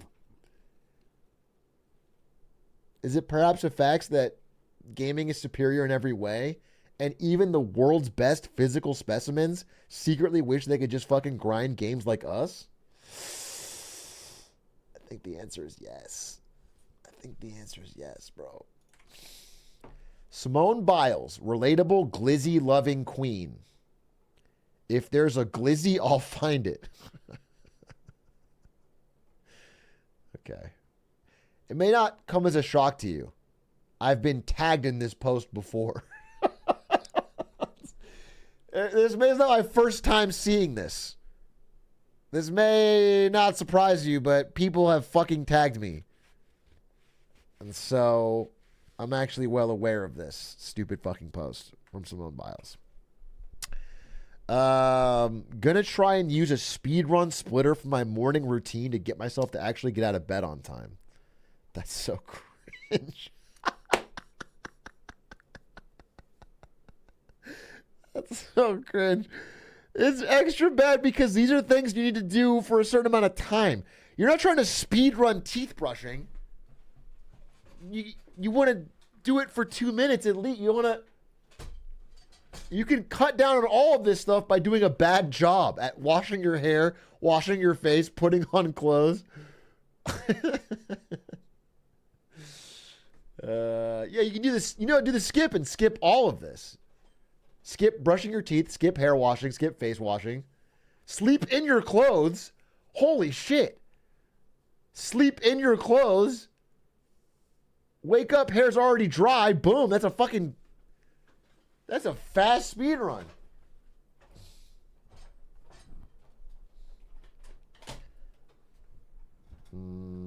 I do that already aware. I do that already aware. You do what already aware? You sleep in all of your clothes and don't shower? Then fucking stop. What do you want me to say? What do you want me to fucking say? That's a bad habit. If you fucking pass out in all of your clothes and never shower and never wash your face and never brush your teeth, that's step one. No, not caught. I refuse to believe all of you do this. No, not caught. I refuse to believe hundreds of you are refusing any personal hygiene and are wearing the same clothes every day, all day.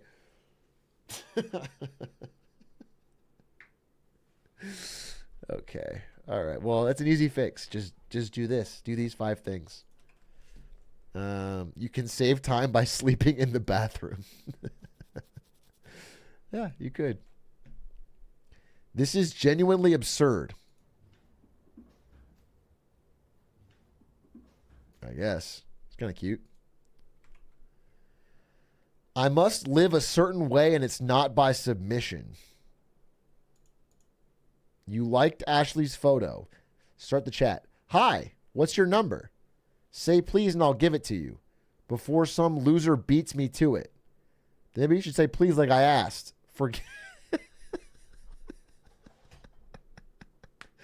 Not Sigma. What kind of fucking opener is that?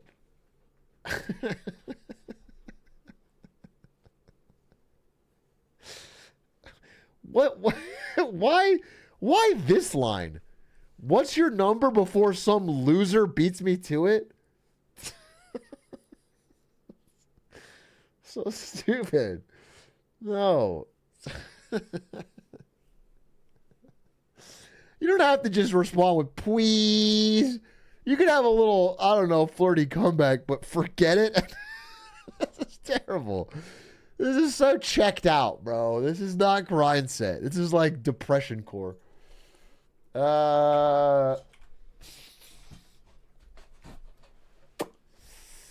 Russian chess champion caught. Wait, what the fuck?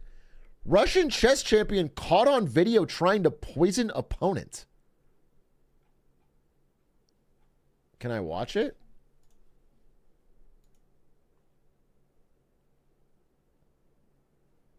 Is this real?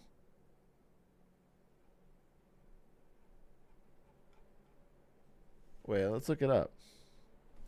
Russian? My fans are kicking in.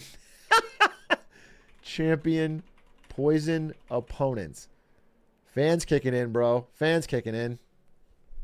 Intel. Thanks, Intel. Insane that this is like my old computer crashed nonstop, could run all these tabs easily. This new computer, brand new, can't do it. It's fucking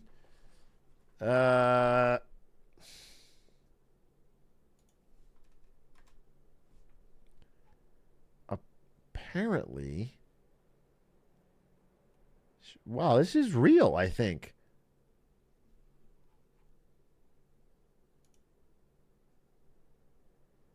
Wait, look, she legitimately.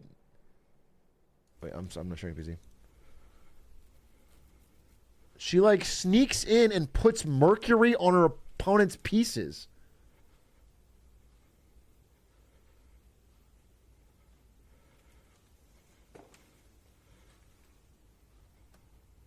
That's insane. This is like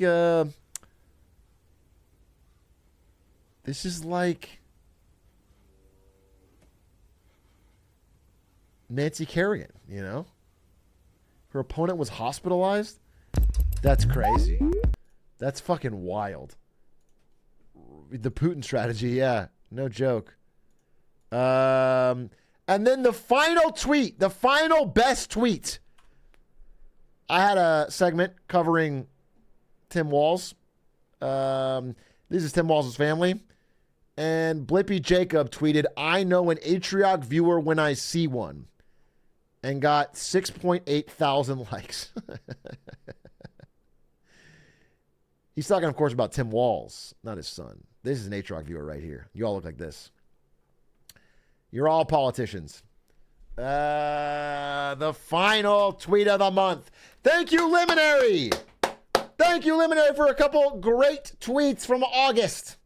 Now we are going to watch a little bit of Get Smarter Saturdays. We don't have a ton of time, but I'm going to make it count. Get Smarter Saturdays. If you have a good video, please submit it. The rules of Get Smarter Saturdays are simple. We'll watch videos together to get smarter. They can't be too long. They can't be too boring. And by the end of it, we have to have learned something. We have to have learned something. In fact, I'll start with my video because I forgot I had 3 videos that I wanted to watch. I want to watch how millionaire bankers actually work because it got like 1 million views. Oh, wait, it's a little bit long. I'll skip that one. Chinese EVs are taking over Mexico. This one's much shorter. The electric vehicle revolution, shaped by trade tensions.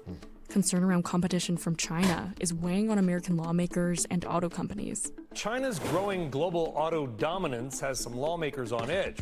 At the center of that conversation is a country known for its beaches and its ideal trade proximity to the U.S., Mexico. The Chinese have targeted Mexico as a prime export market. Across the U.S. border, the country has seen an influx of Chinese-made new energy cars.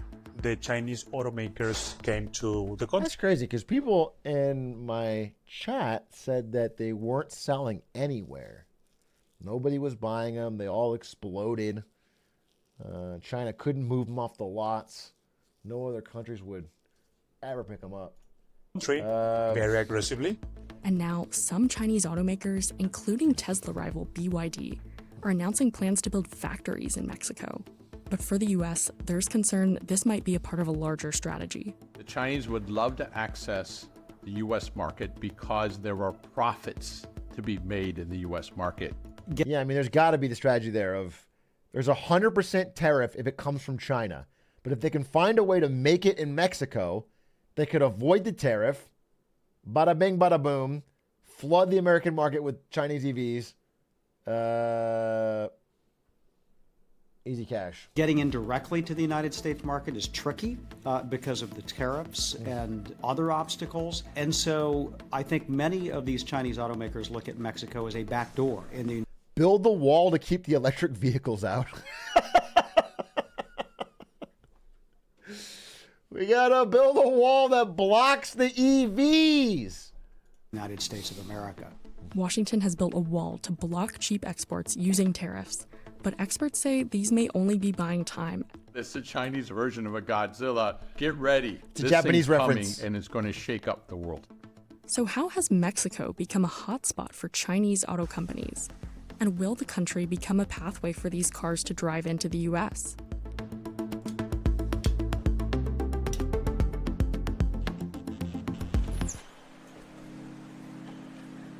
Chinese automakers are winning over millions of drivers around the world. Last year, China produced over half of all electric vehicles sold worldwide. That can't be true. Supported by government subsidies. That cannot be true, folks, because I saw a video on Lao Y829's channel that showed a Chinese EV on fire. So there's just no fucking way. There's no fucking way that they sold half of all EVs across the world. He wouldn't lie. He wouldn't lie because that's his only source of income is fear-mongering about everything in China. So there's just no way. He has to be a real journalistic source. And lagging domestic demand, Chinese EV makers have had to look overseas to sell their cars. Last year, China overtook Japan to become the world's largest auto exporter, sending 4.9 million cars overseas. And 1.2 million of those cars were electric. China has built up such automotive production capacity that it can't possibly sell all of those vehicles in China, so it has to look to other markets. Almost overnight, Mexico has become a major market. Chinese automakers are becoming more international. So Mexico fits in this broader story of Chinese companies trying to access new markets. In 2023, the country was the leading importer of cars made in China, importing a total of $4.6 billion worth of Chinese vehicles. That's compared to $4.4 billion from US-based companies. In May, BYD launched a brand new hybrid pickup truck in Mexico. It was the first time the company had debuted a new product outside of China. And Mexican consumers are quickly embracing Chinese-made EVs. Last year, 1 in 10 vehicles sold in Mexico were made by a Chinese company, Damn. outpacing every other foreign country. Even consumers weary of electric cars are drawn to Chinese EVs for their affordable price tags. BYD sells its Dolphin Mini in Mexico for around 398,000 pesos. That's around $21,000, a little less than half the price of the cheapest Tesla. The Chinese automakers came to the country very aggressively. The deal's too good. They have, to be honest, very good promotions. Chinese cars, it's a good product that sells at a very reasonable price. Experts say China's entrance to Mexico follows a broader strategy to target emerging economies, which can be friendlier to foreign investment. Latin America, parts of Asia, and the Middle East have all seen influxes of Chinese-made cars in recent years. Unlike the developed economies, the emerging ones are less complicated, less complex in terms of regulation. Right. And I'm talking about... I mean, the real countries that are scared are Japan and Germany, because they just have so much invested in the automobile industry. And so if they start getting global market share taken by China, it just, which already is happening, it eats their lunch. About safety Tesla as well, standards but or emissions standards. So the Chinese car makers, if you they look sell at a the lot in figures, America, they are gaining traction faster in those where economies Chinese EVs can't than sell in the currently. developed economies. For example, Latin America, which the current government in Brazil was quite enthusiastic about welcoming BYD's newest investment. They now have a factory in Brazil that they're building. Similarly, I think the biggest recipient of Chinese investment in terms of new electric vehicle factories is Thailand. So usually these companies go where they're welcome. Earlier this year, multiple Chinese automakers have announced plans to open EV factories in Mexico. Mexican states Durango, Jalisco, and Nuevo Leon have even offered incentives to Chinese automakers to open manufacturing operations. These include tax breaks, free land, and help hiring labor. Experts say this process of nearshoring, or bringing production closer to the final target market, would benefit both parties. For Mexico, the factories would bring jobs and limit the cost of importing so many cars. For Chinese companies, they could increase a foothold in the North American market. But this is what has Washington worried. What's interesting, though, is like, so the way a country gets competency at producing a certain good is by actually doing it. So if they actually move the factory, it's like this is what China did in reverse. Is everybody moved all the production to China because they're like, we don't care about the production, we don't care about the final step. But then China got really good at those things. They got really good at manufacturing, really good at battery production, really good at all of that, and they got a competitive advantage. But if China moves all of the factories nearshored to the countries that are making them in, then Mexican workers will actually get really good at this stuff and then maybe eventually make their own Mexican car company. Like, it's funny. It would be funny if it has the reverse effect that China played upon. This is called circumvention. In order to sell its overcapacity of cars, China needs to access wealthier markets like the US and Europe. But so far in the US, they've been blocked by tariffs and political tension. To get around these barriers, China could take advantage of the USMCA. It would look something like this. If a Chinese auto company were to set up operations in Mexico or Canada and prove that the majority of materials that they use to build their cars are sourced locally, they could export their cars into the US market virtually duty-free. For EV production, Chinese automakers have narrowed in on Mexico for its manufacturing infrastructure, low labor costs, and most importantly, proximity to the US. It's a strategy that Chinese companies have used before. For more than a decade now, China and the United States have been playing a high-stakes game of whack-a-mole when it comes to trade policy, tariffs, and try to get into the market. And we've seen China do this in other types of manufacturing, from appliances to auto parts to steel. And so autos is the next logical sector for China to scale up investment in Mexico. It's a potential scenario that terrifies US officials and automakers. If they're able to do that, set up in Mexico to manufacture the United States, they would definitely pose an imminent threat to American automakers. If for no other reason, because their costs would be lower. really the most lucrative market in the world, in a lot of ways, is the American market. We love our cars. We're only 5% of the world's population, but we consume 20% of the world's goods. We are great at consumption, and Americans like a deal. And if they were to see a Chinese-made EV consume, that comes baby. in at $15,000 or $20,000, they're very price motivated, and these things could potentially wipe out a lot of the U.S. competition.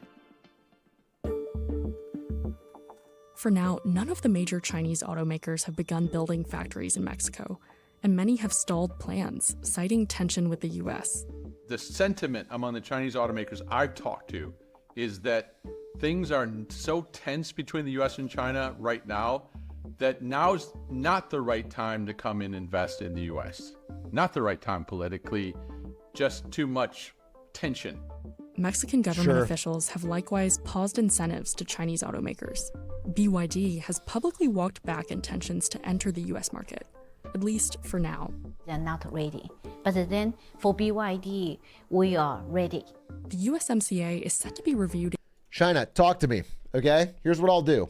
I will set up a brand new car company, wink, wink, called the All-American White Guy Car Company. Okay? I'll be the face. I'll be the CEO. All right? Now, if I had some help with providing the product, okay? Are we talking? Are you getting the drift here? I'll call it Ford 2. Okay? And we can move units. Everyone will be happy. We'll paint an American flag on every one of the cars. And none the wiser. Everyone gets a cheap EV. America doesn't feel like we're losing ground. I get to be on the Forbes list. It's fucking good. Every month will be truck month. In 2026. And who leads that discussion from the White House remains up in the air. At the Republican National Convention in July, Donald Trump made a pitch for Chinese companies to set up shop in the U.S. if he were to become president. Those plants are going to be built in the United States, and our people are going to man those plants. I know, and look, I've heard Donald Trump say a couple of times that he wants to see those Chinese companies come to the United States. I think that would be a massive mistake. Experts say this could be detrimental to the American auto industry. When you look at, for instance, the flat glass industry in the United States, you think of the big windshields that are put on automobiles. We used to make a lot of those in the United States, all over the state of Ohio, many other places. Many of those companies went out of business because, again, China, more than a decade ago, provided big subsidies to its glass companies. They wiped out the competition. So I don't want to see that happen with automobiles in the United States because the Chinese auto companies just don't have that same cost of capital as, say, Ford or Stellantis or GM do. Vice President Kamala Harris, meanwhile, has not shared her policy stance on EV production. When will the Chinese actually begin to invest in the United States or Mexico to manufacture? Not before 2026, I'd say, is the quickest we'd see something happen. We lost the glass windshield and race? So much depends on how the next administration wants to play things. In the meantime, Mexico still remains in the crossfire of a trade war between two global superpowers in the EV revolution. CNBC reached out to the Mexican government, as well as Chinese automakers BYD, SAIC, and Chery. We did not hear back by the time this video went online. Anyway, interesting and relevant. I think we're going to hear more about it in the coming years. It's going to be important.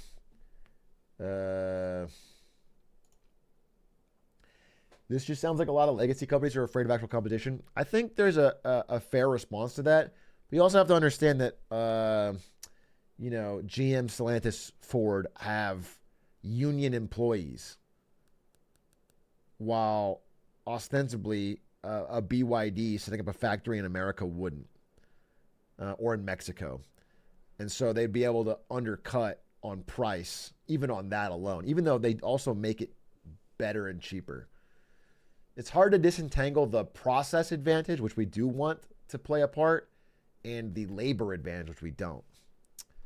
Tavu, thank you for the 15 months. All right, I'm going to watch another video here, and then I might have to rip and dip. On October... Ooh, this one looks kind of good. Let's see. Chat is submitting videos. Challenge matters. How good games push you into their systems. Mutiny in China. Young Chinese are threatening CCP's rule. Why it's rude to suck at Warcraft. How Japan took over baseball. Let's talk about improv and talking to liberals. Okay. How to fix politics forever. And it's a picture of corn blowing up Congress.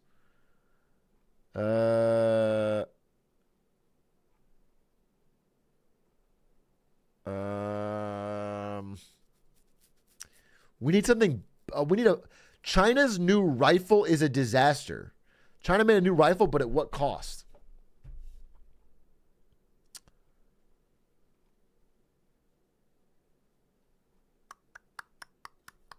Oh, how Harley Davidson killed itself. We could watch that. We talked about that. That's kind of fascinating. We got the short version, but I'm sure there'll be more interesting stuff. Only 15 minutes. Yeah, I could watch that. Fuck it. How Harley Davidson killed itself. Guys, thanks for inviting me to the official Harley Davidson kickoff meeting. Now, we've all been involved with new products before, and maybe every single time it hasn't been, quite perfect. I think you know what I mean. But this time it's going to be different. Uh-oh, here it comes. Harley sales are down. Quarter after quarter after quarter after quarter, they're bleeding out. Somehow, the orange-blooded will tell you this is not as catastrophic as it looks. Earnings per share are up, outperforming the competition. Bullshit. Harley's hoarding shares, like a toilet paper prepper with diarrhea. Say EPS was $1.50 in 2019, which it was. They had 154.3 million outstanding shares, so about $230 million to pay out. But now the board has connived to buy back 18.2 million Stock of these. buybacks? So the pie might only be split 136 million ways for $1.69 per share. Wait, you're telling me that CEOs of a company would use stock buybacks to manipulate their earnings per share to make it seem like they're doing a good job when they're not, so they could get huge bonuses and then quit their jobs later on, leaving the company a smoldering ruin? I don't believe it. Oh, hey, I just made Harley's dividends do a 5-year jump. Never mind that the company didn't actually earn anything. Never mind that it conveniently benefits board members who are paid by share performance. And certainly never mind that it's an artificial sweetener for the year-end books, which you'd only want to get away with once. Or twice. Or 3 times. Or 4, or... It's the craziest thing I've ever seen. See, buybacks are financed with debt, or the otherwise draining of cash reserves. Reserves that are desperately needed. I mean, for someone like Apple who's got $50 billion in cash just sitting around, it's a little bit different. But when they take on debt to buy back their shares, it's usually very scummy. Should the economy dry up? Say, I don't know, during a pandemic? All Harley has been building is a taller and taller cliff to ride off. What's up with Harley Davidson? Harley's declines are certainly worse than the overall U.S. industry, but motorcycle sales in general are down this year as well. Is Harley down because motorcycling is down? U.S. sales indeed went flaccid after the Great Recession. Weird thing, though, they stayed limp. Meanwhile, the economy took Viagra, automotive sales hit the rebound. Even within the two-wheeled segment, off-road and small displacement bikes are virile. So it's really only big highway bikes that stayed lame. Yeah, when companies buy back shares, the shares don't exist anymore. They just remove them. They just burn. So it's less total share count. Same earnings split under fewer shares, so it makes it seem like the earnings per share is higher. Even though the valuation of the company should theoretically be the same. In practice, it doesn't, though. Because higher EPS usually is rewarded by the market, and also buybacks are like a signaling to the market that your stock is undervalued. So in practice, it lets it to catch a higher bid. Yeah, it's the market cap split in less ways, exactly. Pricing doesn't seem to contribute, as BMW, Ducati, Triumph, KTM are all up. So who to blame for this aberration? Who accounts for the majority of large highway motorcycles sold in America? It isn't that the poor motorcycle industry is dragging Harley down, it's that poor Harley sales are dragging the industry down. So yes, Harley-Davidson is flatlined, unresponsive, damn near dead. Why? Why? Most people blame me, millennial. Harley's selling their soul to make smaller, cheaper, greener bikes, and you still ain't buying them. Blah, blah, wah, wah. The truth is that Harley killed themselves. It wasn't me that stood by and let it happen, because that poison was ingested 40 years ago.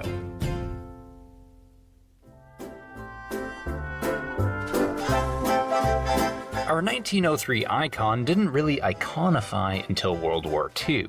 Harley sent 62,000 motorcycles up Hitler's ass, most of which came home as battered as the troops that rode them.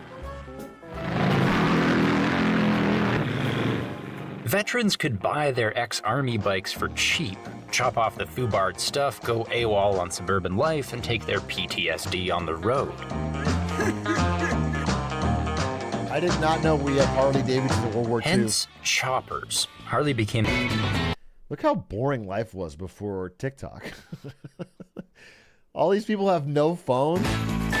They're just laying around, and this is so fucking sad. They had these just dreary ass fucking sitting around, no stimulation, hellish, no content.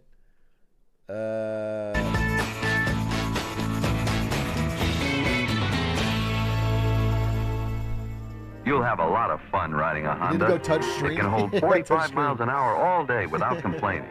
And you can run around all day on a nickel's worth of gas. You must admit, no you meet League of the Legends? nicest people on a Honda. World's biggest seller.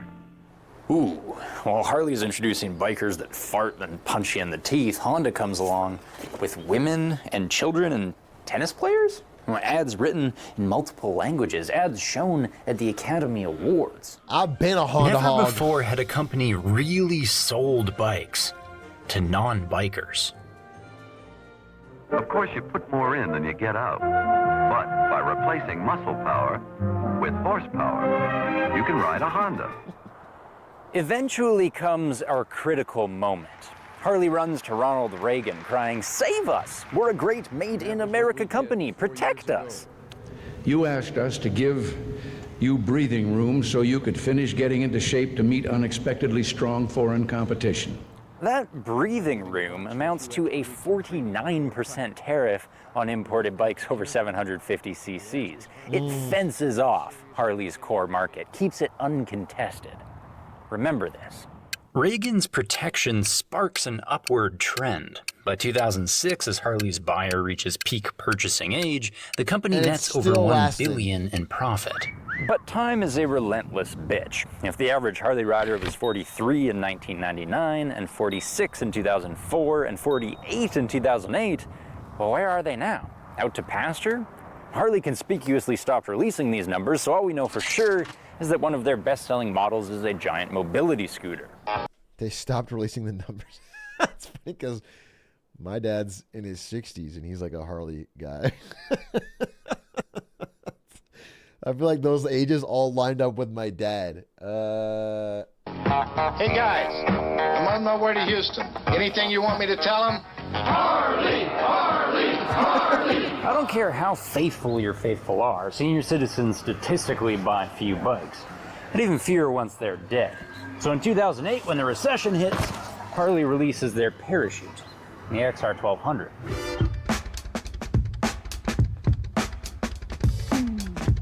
A retro modern design to seduce younger riders, styled after the winningest bike in history, the XR 750 Flat Tracker Legend. It rides phenomenally, it prices accessibly at $10K, and no one bought it. Yikes! Too little, too late, bro! Well, this is an Indian FTR with better heritage and timing. It's a Ducati Scrambler 7 years before the Scrambler. And Harley preempted the biggest hipster cash cows in motorcycling, but for them, it was just a cow? unsold and quietly discontinued. Remember when Honda offered a challenge for Harley to diversify their image? And instead, Harley doubled down on their hill to die on? Well, wild ones age into wild hogs, a parody of their former selves, silly dad playing the rebel. One-dimensional branding is short-sighted because what's cool to the previous generation isn't just not cool to the next, it's actively uncool. Brand loyalty belies brand prejudice. Tomorrow's customers will look at a brilliant motorcycle and say, okay, boomer. Just look at the POS on the wall. Dude, I feel like it's going to happen so bad with Disney. I mean, it's kind of happening now, but like, once these Disney adults become Disney grandparents or whatever, like, I don't know, isn't it? We've got 50 different pieces to use. Wasn't the whole emphasis with Harley, I thought that we were no longer in the United States, their largest market. The emphasis was on Europe. Does this issue of baby boomers versus younger people apply overseas? Well, never mind the branding bed Harley made 40 years ago. What's important to international sales is how they made it. Put my bet on you and on America. Tariffs. Remember this? And by seeking Reagan's help, Harley set a fatal precedent, and that of a national treasure worth protecting. Another move from U.S. President Donald Trump that antagonizes his trading partners. This time, he targeted the global steel and aluminum industries. So when Trump taxes imported steel and aluminum, the EU responds by kicking America and the family jewels, Kentucky bourbon, Levi's jeans, and a littler company that had overdrawn attention to itself, Harley-Davidson. Only whiskey and denim don't require much metal, motorcycles do. So now Harley is paying bigger money to make bikes that sell for smaller margins overseas.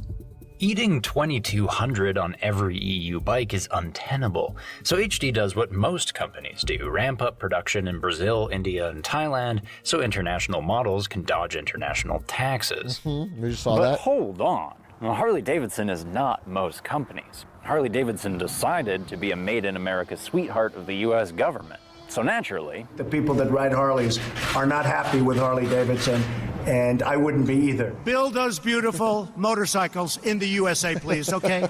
Don't get cute with us. he's not wrong. If my tax dollars built Harley a house to live in, I'd be pissed when they moved out too. Were you surprised by President Trump's reaction, the anger? As a business, we just deal with what we have to deal with. We are not a political organization. We've worked very hard to be apolitical in how we approach our business and our consumers. Oh, that is getting cute. And the only reason Trump's calls to boycott aren't empty is because they fulfill your deal with the devil, Harley. Sell your soul for exclusive access to a target market at the neglect of other markets. And when you finally need new riders, internationals, guess what it costs? Harley-Davidson is really dying, a long-term side effect of that pill they took in 1983. The aftertaste is sweetly ironic, because Harley's last resort was their first opportunity. Do what Honda did to them. Target non-bikers. And we're creating more new products that are easier to ride than a bicycle. Just twist the throttle and go. Oh, get the kids involved. Live wires point to electric bicycles, point to new riders. Dozens of clothing stores opened in Asia point to a Tmall storefront, point to new riders. Placements under Scarlett Johansson point to a new rider academy for women, point to new riders. The More Roads to Harley initiative brazenly shifts the company aim from building great... Okay. This is videos from 2020, right? So I think this is what happened, and then they abandoned it and went all back in on old people. I think that's what happened. My understanding, I'm familiar with this story. I think they tried going after all these new riders, and then it wasn't immediately profitable, so they cut it all and went right back in on old fucking boomers. Motorcycles to building committed riders. That's the plan? No, Marketing 101 says avoid multiple challenges. Selling more existing riders on Harleys is possible. Selling non-riders on motorcycling, then selling them on Harleys? Well... The person tasked with solving these issues is Harley's CEO, Matt Levatich. He has the most difficult job in the world. It's one thing for Honda to do it, but Harley, with their... Okay, I'm not saying it's an easy job, but CEO of Harley Davidson is not the most difficult job in the world. Streaming is, okay? Get it twisted. Unless he's streaming on the side, his job is not fucking hard. Practiced ignorance of all things small and cheap. It's no wonder Levitich described the project as a long one. If the Easy Riders showed up now, that's exactly what they'd do. This is our highway, and we're gonna defend our highway. Wrong, Jack. Why do you think I don't wear the colors, Jack? Why do you think I ride alone? You don't know about it anymore. But I think you all ought to get back on your bikes and go out and ride on the highway until you remember what riding's all about. Yeah. This is Wild Hogs.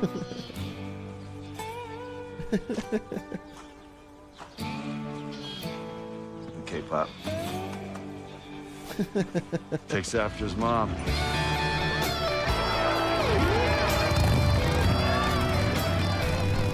I like the production of that video.